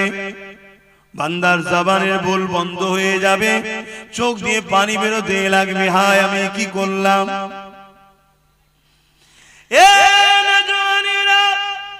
আল্লাহ পাক ওই সময় বান্দাকে বলবে, ওরে আমার বান্দারে লজ্জিত হোস না, তুই দুনিয়ায় সত্যি কোনো খারাপ কাজ করিস না, কোনো পাপ কাজ করিস না, কোনো অন্যায় কাজ করিস না, জ্ঞান বিবেক বুদ্ধি থেকে এই জিন্দেগির 500 বছর হায়াতে 480 বছর পিলার আমার জন্য তুই কাটিয়েছিস সত্য কথা। বলতো বান্দা, ওই নুনা পানি পাহাড় এলাকায় তোকে ঠান্ডা পানি সেই রক্তে এবং ইফতার রক্তে খেয়ে দিত। বান্দা বলতো, দেখে ওই পাহাড়ি নুনা এলাকাতে কে তোর জন্য আঙ্গুরের গাছ তৈরি করে দিয়েছিল, যেখান থেকে মিঠা আঙ্গুর হতো তুই খেতে, কে তোর জন্য এই জায়গায় ইফতারের সময়তে নানা রকম ফলমূল তৈরি করে দিত। ওই সময় বান্দা লজ্জিত হয়ে চোখের পানি ফেলে বলবে, হে আল্লাহ আপনি খাওয়াতে। বান্দারে তোকে কে সুস্থ রেখেছিল? বান্দা বলবে, আল্লাহ আপনি রেখেছিলেন। বান্দারে তোকে সিজদা দিবার ক্ষমতা কে দিয়েছিল? বান্দা বলবে, আপনি দিয়েছিলেন। বান্দারে কে তোকে ওখানে সুস্থ রেখে ভালো রেখে ওই ঠান্ডা নহরের পানি দিয়েছিল? বান্দা বলবে, আল্লাহ আপনি দিয়েছিলেন। এ বান্দা তাহলে বল আমার এই ঋণগুলো কি দিয়ে শোধ করবে? এখন তো আমল সব দিয়ে দিয়েছি, এবারে ঋণ কি করে শোধ করবে? বান্দা বড় লজ্জিত হয়ে গিয়ে বলবে, আল্লাহ আপনি আমাকে ক্ষমা করে দিন। আল্লাহ আল্লাহ আমি বড় অন্যায় ভুল করেছি, আল্লাহ আমি বুঝতে পেরে গেছি আমি জান্নাত যাব, কিন্তু আপনার দয়া ছাড়া জান্নাত যেতে পারি না। এ যুবকেরা তরুণীরা, আল্লাহ পাকের দয়া তো বড়, সাবাকাত রহমাতি আলা গাযাবি, আল্লাহ রহমত ও গজবের প্রতিযোগিতায় আমার আল্লাহর রহমত প্রতিবারে ফাস্ট হয়ে যায়।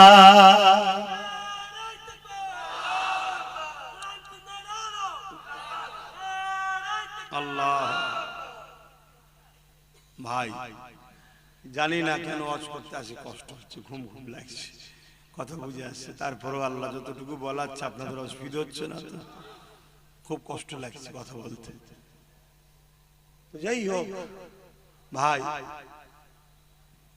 তাহলে ভাবুন আল্লাহ রহমত ছাড়া নাজাত পাওয়া যাবে না। আর সূরা আম্বিয়ার মধ্যে আল্লাহ বলছেন ওমা আরসালনাকা ইল্লা রাহমাতাল লিল আলামিন, আমার নবীকে আল্লাহ আল্লাহর রহমত দয়া করেছে, জোরে বলুন সুবহানাল্লাহ। তো ভাই সেই আল্লাহর উপরে মহব্বত, নবীর উপরে মহব্বত, আল্লাহর সৃষ্টিকে ভালোবাসুন, তবে আল্লাহর রহমত পাবেন।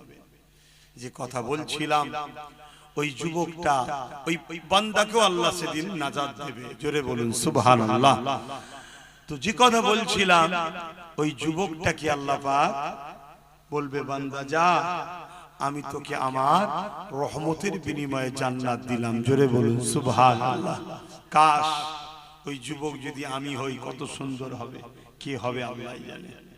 এত পাপ থাকার পরও আল্লাহ তাকে নাজাত দিচ্ছে কেন? তার একটা কাজ আল্লাহর বড় পছন্দ হয়েছে। কি কাজ ছিল? প্রচন্ড গরমের সময় এক পশু রোদে বাঁধা ছিল, তাকে ছায়ায় বেঁধে পানি পান করিয়েছিল। আল্লাহ দেখে বড় ভালো লেগেছে, জোরে বলুন সুবহানাল্লাহ। তুই আমার সৃষ্টির উপরে দয়া করেছিস যখন আমার সৃষ্টি বিপদে ছিল, আজ আমি আল্লাহ তোর উপরে দয়া করব, এখন তুই বিপদে আছিস, জোরে বলুন সুবহানাল্লাহ।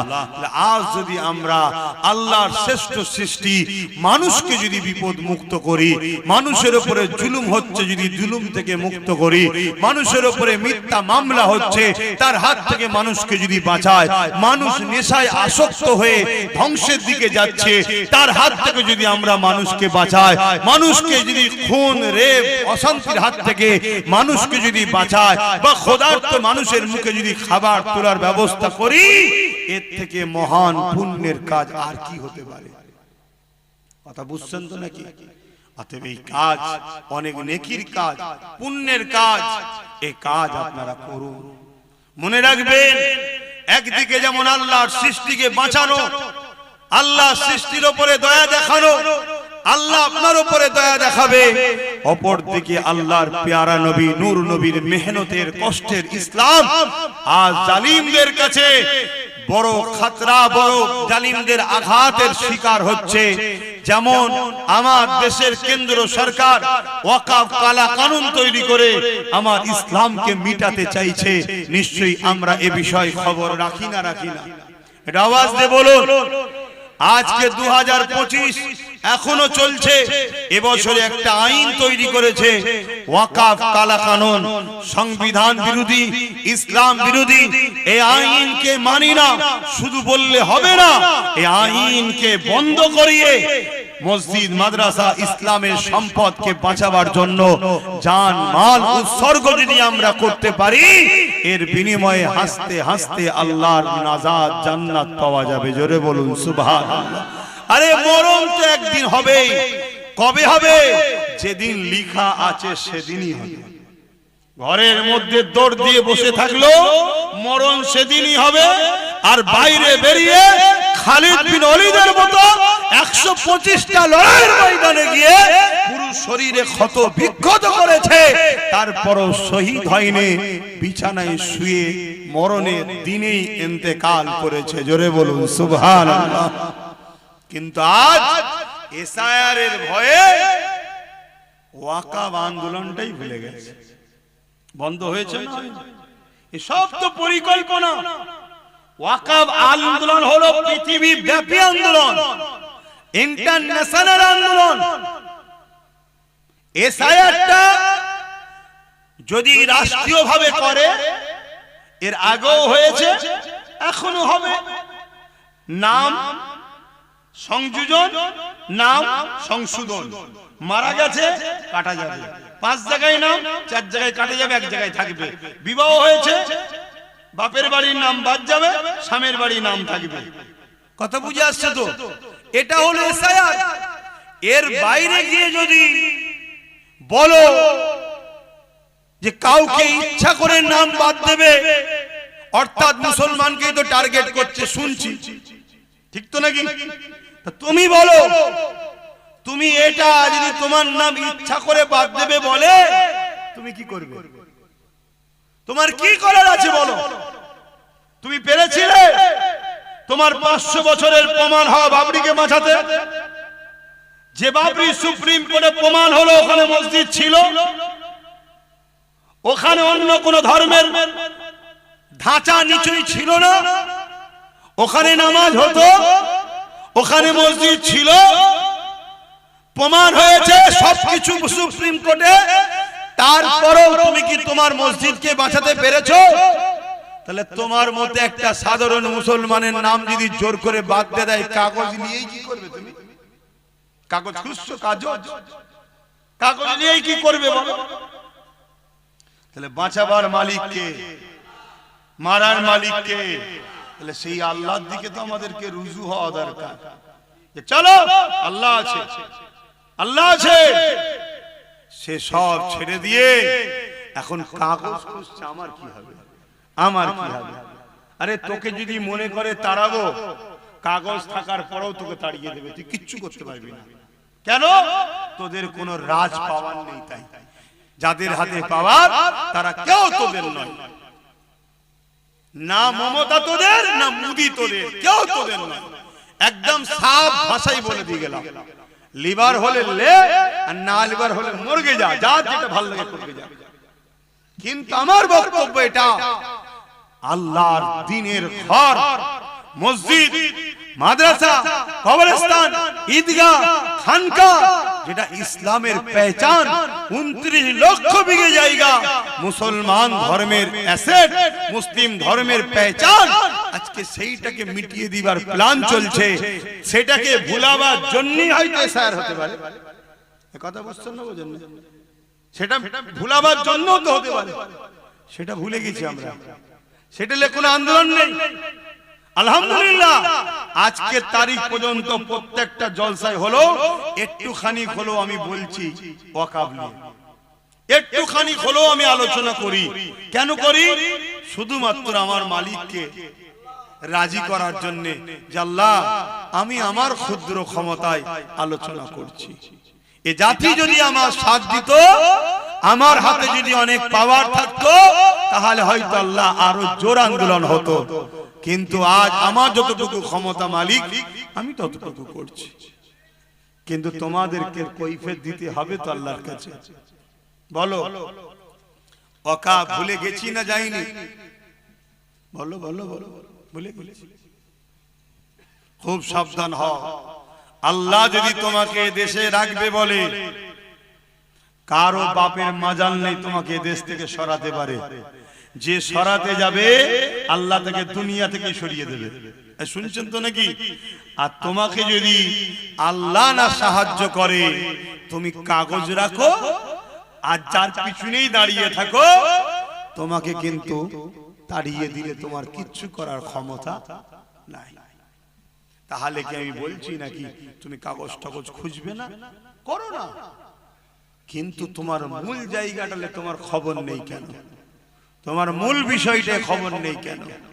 আর এই সব বিষয়গুলো আলোচনা করলে আবার একদল লোক আছে ওয়াজকে কাটিং করছে, কাটিং করে ছোট ছোট করে 29 minute, 30 minute, 20 minute, sorry 29 second, 30 second, 20 second সব আমার বিরুদ্ধে প্রচার করছে ভুলভাল, যাতে করে সমাজ আমাকে ঘৃণা করে, সমাজ আমাকে ভুল বোঝে, এসবও চলছে।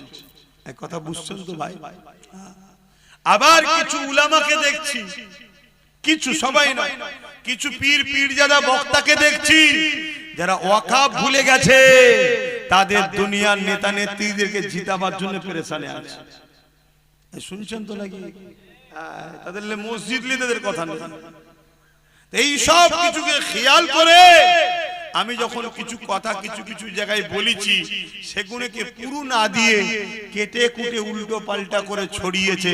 সমাজে বিভ্রান্ত ছড়াবে না ছড়াবে না? একটু বলুন না গো, বিভ্রান্ত ছড়াবে না ছড়াবে না? বিভ্রান্ত ছড়াচ্ছে।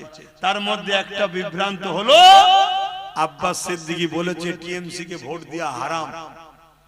শুনেছেন আপনারা? একটু হ্যাঁ কি না বলবেন তো? কারা কারা শুনেছেন একটু হাত তুলে সাক্ষী দেন। শুনেছেন? বাবা, তাহলে গালি গালাজও করেছেন তো নাকি? আমাকে গাল দেন না কেন? একটু শখ যাই দাও না, দিচ্ছ তো অনেকে। অনেকে তো দিচ্ছে। হায় হায় হায়, কি জন্য দিচ্ছি রে? না ওর বেঈমান, জালিম, অত্যাচারী, শয়তান নেতা নেত্রীর বিরুদ্ধে বলেছি তাই গাল দিচ্ছে। আর ওদের বেঈমান, শয়তান, জালিম নেতা নেত্রীগুলো আমার আল্লাহর মসজিদ মাদ্রাসার বিরুদ্ধে বলেছে, তখন ওদের মুখে কোনো কথা নেই। তাহলে মুসলিম না মুসলিম সূরাতে মুনাফিক? এটা আওয়াজ দিয়ে বলো। অ্যাকচুয়ালি আমি কি বলেছি সময় আর নেই, তো একটু বলবো 2-5 মিনিট, অসুবিধা হচ্ছে? খুব মন দিয়ে শোনেন। অ্যাকচুয়ালি আমি হুজুর পাক সাল্লাল্লাহু আলাইহি ওয়াসাল্লামের একটা হাদিস মানুষের সামনে রেখেছি। কি? অন্যায় দেখলে হাত দিয়ে রোখো, আমার নবী বলছেন। কি দিয়ে রোখো? হাত দিয়ে। যদি হাত দিয়ে রুখতে না পারো, মুখ দিয়ে প্রতিবাদ করো। মুখ দিয়ে যদি প্রতিবাদ করতে না পারো, অন্তর থেকে ঘৃণা করো। এই অন্তর থেকে ঘৃণা করার কথা বলে আল্লাহ নবী বলেছেন, এটা হলো একেবারে দুর্বল ঈমান। কোনটা? অন্তর থেকে ঘৃণা করা, এটা হলো কি? দুর্বল ঈমান। মজবুত 1 নম্বর ঈমান কোনটা? হাত দিয়ে প্রতিবাদ করা, হাত দিয়ে রুকা অন্যায়কে। 2 নম্বর ঈমান কোনটা? মুখ দিয়ে প্রতিবাদ করা। দুর্বল ঈমান কোনটা? অন্তর থেকে ঘৃণা করা।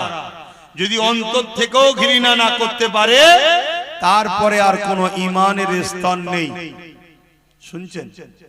এটা বলে আমি বলেছি, কেন্দ্রের জালিম সরকার সংখ্যাগরিষ্ঠতা দেখিয়ে ওয়াকফ কালা কানুন তৈরি করেছে। মসজিদ, মাদ্রাসা, কবরস্থান, ঈদগাহ, খানকা এগুলোকে প্রমোটিং করে বড় বড় কর্পোরেটদের হাতে তুলে দেবে, বিক্রি করে দেবে।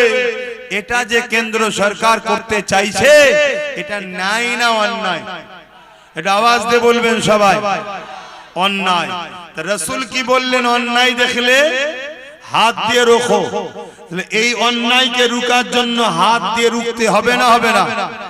ধরুন কোন মুসলমান হাত দিয়ে রুখতে পারলো না, দুর্বল, তাহলে মুখ দিয়ে প্রতিবাদ করতে হবে।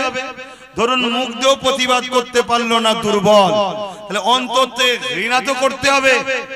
তা না করে যদি কোন মুসলমান এই কেন্দ্রের জালিম সরকারকে ভোট দেয়, তার কি ঈমান থাকবে? আমি এটা বলেছি প্রথমে, বলে দ্বিতীয় বলেছি কি, এই মসজিদ মাদ্রাসার জন্য আন্দোলন করব কেন্দ্র সরকারের বিরুদ্ধে। কার বিরুদ্ধে? জোরে বলো। কারণ আইনটা ও করেছে, ওর বিরুদ্ধে আন্দোলন করব।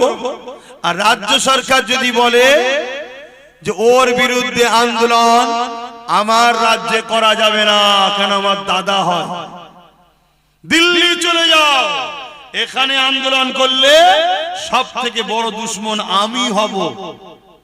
তাহলে এ মসজিদ মাদ্রাসার দুশ্মন না দুশ্মন নয়? এই জোরে বলেন। তাহলে মসজিদ ভাঙবে ও, এ বলবে রুখতে পারবি না। কথা বুঝছেন তো নাকি? যদি রুখতে যাস, সব থেকে বড় দুশ্মন আমি তোর হব। তাহলে আমার মসজিদের দুশ্মনের বিরুদ্ধে লড়বো, দুশ্মন এ হচ্ছে আমার। তাহলে এ মসজিদের বন্ধু না দুশ্মন? তো মসজিদের যে দুশ্মন হয় তাকে মানে না, আলাদা কথা। অনেক অন্য ধর্মের ভাই মসজিদ মানে না, কিন্তু মসজিদের দুশ্মন নয়। শুনছেন না? শোনেন? ইসলাম মানে না, কিন্তু ইসলামের বিরুদ্ধেও বলে না। মানুষ হিসাবে একে অপরে মিশবে, কারবার করবে, রাজনীতি করবে, সব করবে, মানুষে মানুষে মিশা যায়। কিন্তু তুমি মানো না, শুধু তা নয়, তুমি আমাদের ট্যাক্সের পয়সায় দীঘায় মন্দির করতে পারো, আর আমার মসজিদের জন্য লড়তে গেলে তুমি বলবে দিল্লি চলে যাও। তাহলে অন্যায় করছে না নাই করছে? এর বিরুদ্ধে হাত দিয়ে লড়া দরকার আছে না নাই? যদি হাতে না পারো, মুখ দিয়ে প্রতিবাদের দরকার আছে না নাই? যদি মুখ দিয়ে না পারো, অন্তর থেকে ঘৃণার দরকার আছে না নাই? তা না করে যদি কেউ একে ভোট দেয়, তার ঈমান আছে? আমি এটাই বলেছি। কেন একে ভোট দিচ্ছ তুমি? এ শক্তিশালী হয়ে ও মসজিদ ভাঙবে, এ আমাদেরকে বেড়া দেবে, এ আন্দোলন করা যাবে না। শুনছেন না? আরো কথা বলি। কি বলেছি? কি বলেছি? মন্দির বানাচ্ছে ট্যাক্সের পয়সায়, চলো তারপরও চলো, ছেড়ে দাও, কথা বুঝে আসছে।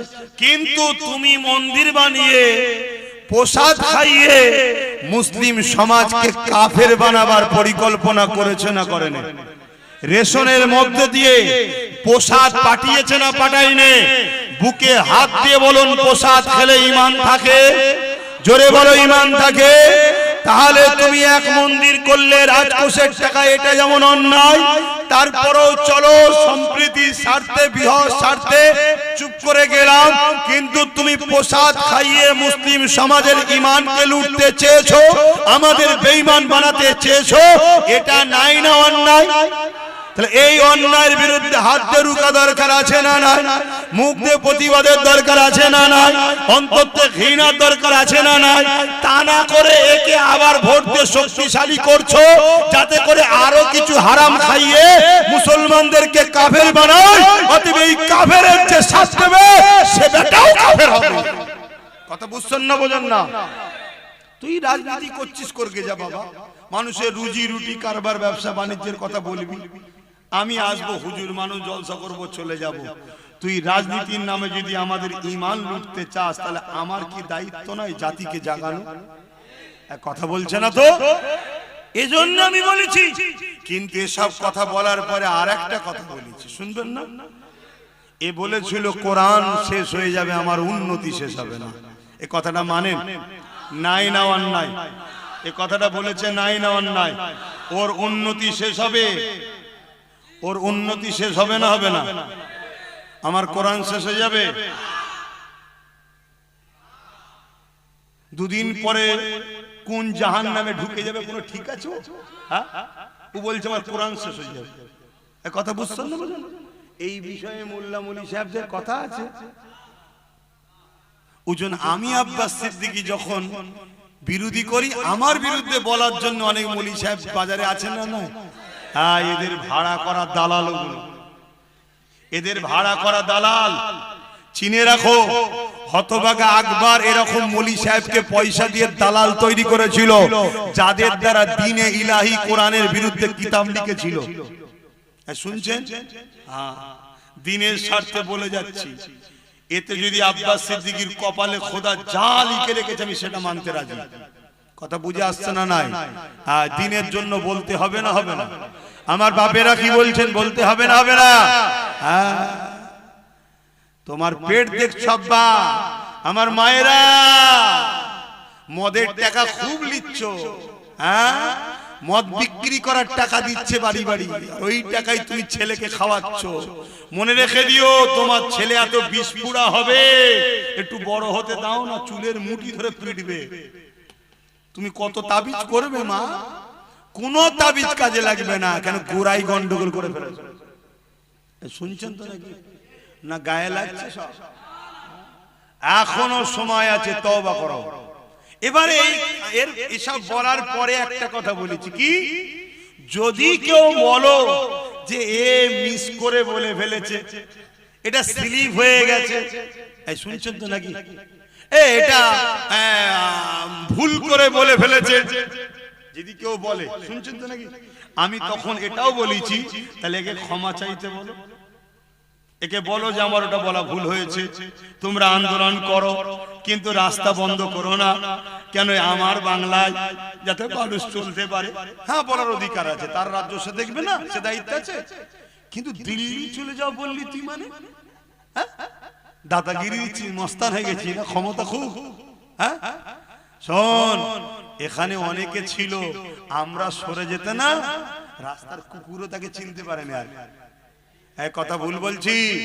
বিগত দিন অনেকে বলেছিল অনেক কিছু, আমরা যেই পাশ থেকে সরে গেছি মুচুট খেয়ে গুজুরে পড়ে গেছে, গার্ডও চলে গেছে, আর রাস্তায় গেলে কোনো কুকুরও দেখেনি যে আমাদের মুখ্যমন্ত্রী এসছে রে, কেউ বলেনি।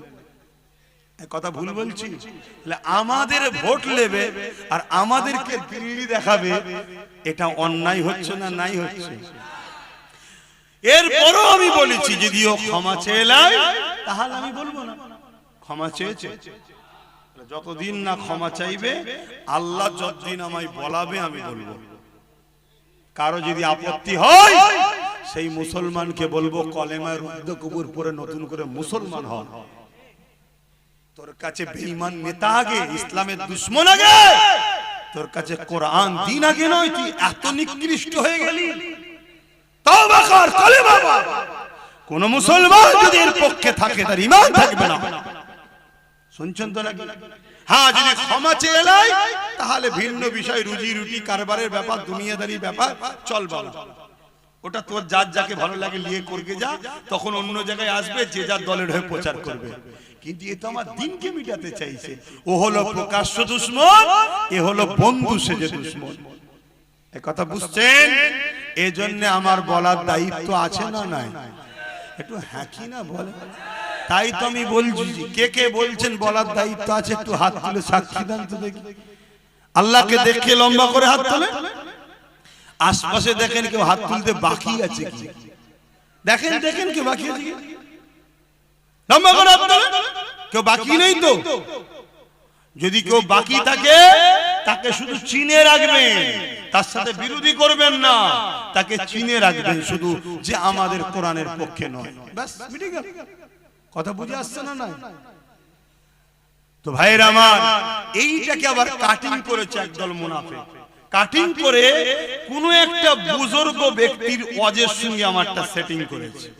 কোন একজন বুজুর্গ ব্যক্তি, তিনি কোনদিন বলেছিলেন একে সাপোর্ট করার কথা। শুনছেন তো নাকি? সেটা বলেছিল কখন? আজ থেকে 10 বছর আগে। কত বছর আগে? 10 বছর আগে তো আমিও ছিলাম, আপনিও ছিলেন, সবাই তো ছিল, ঠিক না বেটি? আচ্ছা বলুন তো ভাই, আজকে আপনি আমাকে সালাম দিলে উত্তর দেবো না? কালকে যদি আপনি ইসলাম থেকে বেরিয়ে যান, আপনার সাথে সালাম কালাম হবে? 10 বছর আগে বলেছিল নাকি দিল্লি চলে যাও? 10 বছর আগে ওই দুর্গাপুরে বোলডোজার দিয়ে মাদ্রাসা ভেঙেছিল।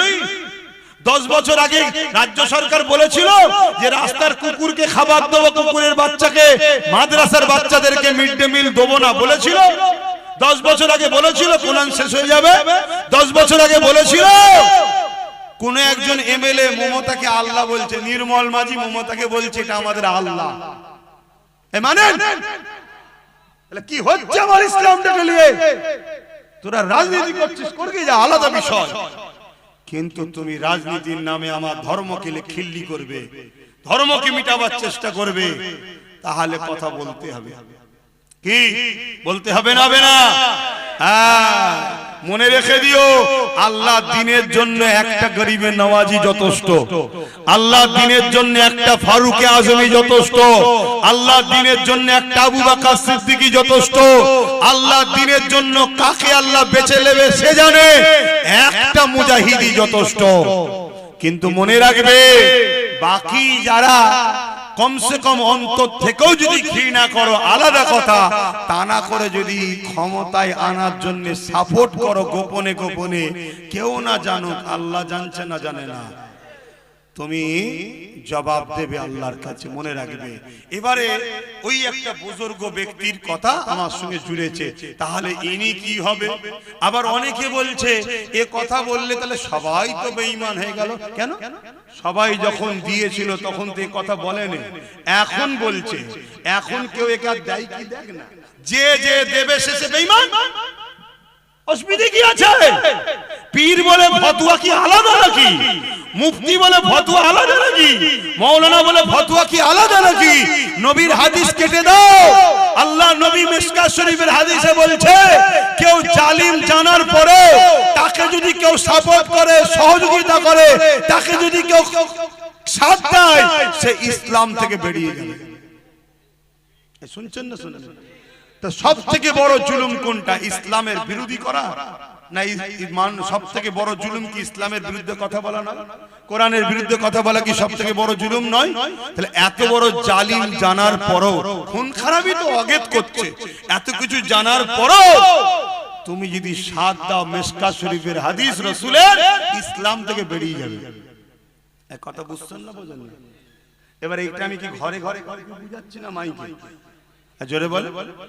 এতগুলো সব চোখ বসে আছে, এই যে দেখছেন না, এরা আবার কোটি লোকের কাছে পৌঁছাবে, এদের কাজ কোটি কোটি লোকের কাছে চলে যাবে, তাই তো নাকি? তা আব্বাস সিদ্দিকী যদি ভুল বলে থাকে, তোমরা যারা ভাড়াটিয়া মলি সাহেব আছো, তাহলে একজন ব্রিকেটের মাঠে বসা হোক না ডিবেটে। আমার ভালোবাসার মানুষগুলো জানবে আব্বাস সিদ্দিকী ভুল বলেছে, আমার থেকে সরে যাবে এরা, তোর তো উপকার হবে, বসা না।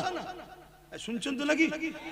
আর যদি বলেন যে না, তাহলে বাপ ডাল মে কুছ কালা হ্যায়, ডাল মে কুছ কালা হ্যায়। আসো, বিগত দিন মসজিদ ছিল, মাদ্রাসা ছিল, দান করেছি স্পেনে। হাজার হাজার মসজিদ এখন সিনেমা হল না অফিস আদালত হয়ে গেছে, দান করবেন নাকি? তাহলে বিগত দিন তুমি ভালো ছিলে, বলেছিলে ভালো কাজ করব, মানুষ বিশ্বাস করে দুহাতে তোমার সাথ দিয়েছে, ওটা ছিল ভিন্ন বিষয়। আজ যখন তোমার মুখোশটা বেরিয়ে পড়েছে, অরিজিনাল মুখোশ খুলে মুখ বেরিয়েছে, অন্য রাজ্যে বিজেপি যা করছে তুমি বাংলাতে সেই করছো নাগপুরের ইশারায়। তোমার রাজ্যে থানার মধ্যে মুসলমান মরছে, তোমার রাজ্যে ওবিসি তৈরি করে মুসলিম জাতির মেরুদণ্ডকে তুমি ভেঙে দিলে, তোমার রাজ্যে আনিস খানকে মেরে দেওয়া হচ্ছে, তোমার রাজ্যে তামান্নাকে বোম দিয়ে মারা হচ্ছে, তোমার রাজ্যে এত জুলুম হচ্ছে, একটা মুসলমানের বাড়িতে তোমার যাবার সময় হলো না, উপরন্ত যেই বিজেপির খগেন মুর্মু মার খেলো অমনি তুমি চলে গেলে। তাহলে তোমাদের দুজনের মিলটা কত বুঝতে পারছো তো নাকি?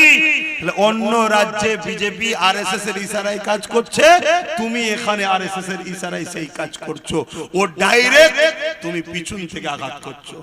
ডাইরেক্ট আঘাতের থেকে পিছনের দুশমন খতরনাক বেশি। নবী বলছে বেশি ভয়ঙ্কর। প্রকাশ্য দুশমন যতই থাক, মুনাফিক সবচেয়ে বড় ক্ষতিকারক। হযরতে সালাউদ্দিন আইবি 12 লক্ষ খাজা সেনা নিয়ে 4 লক্ষর মোকাবেলায় লড়াই করেছিল। করার পরে সালাউদ্দিন আইবি ঘরে এসে মন খারাপ করে বসে আছে। সবাই জিজ্ঞেস করছে, হুজুর আপনার মন খারাপ কেন? আপনি কি খুশি নয় মসজিদে আকসা উদ্ধার হয়েছে? সালাউদ্দিন আইবি বলছেন, খুশি তো জানি, কিন্তু আমাদের মধ্যে কিছু গাদ্দার আছে, এদেরকে যদি বিচার না করা যায় মসজিদে আকসা আবার চলে যাবে।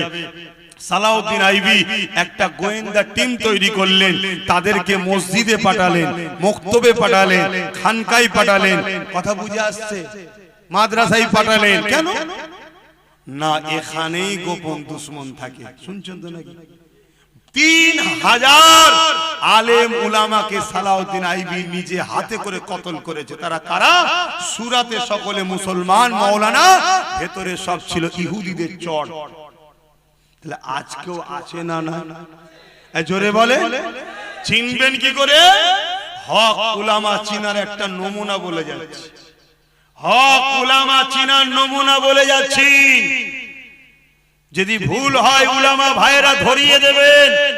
উস্তাদ বলে আপনাকে সম্মান করব, আপনার পায়ের জুতো ঘুরিয়ে দেব, আপনার উজুল লুটা পিসাবের লুটাও বইব। পীরের বেটা তো কি হয়েছে, উস্তাদকে সম্মান করতেই হয়। আমার ভুল হলে ধরিয়ে দেবেন, উস্তাদের সম্মান দেব। আর যদি ভুল না হয়, প্রকাশ্য যদি সাথ নাও দিতে পারেন, গোপনে গোপনে আমার সাথে আছেন, এই প্রমাণটা আমার সাথে রাখুন। কথা বুঝে আসছে না? নাই, আমি জানি সব উলামার প্রকাশ্য আসার ক্ষমতা নাই, কারণ সে মজবুরিতে আছে। কথা বুঝে আসছে? কিন্তু গোপনেও যোগাযোগ রাখুন যে আছি ভাই যাই।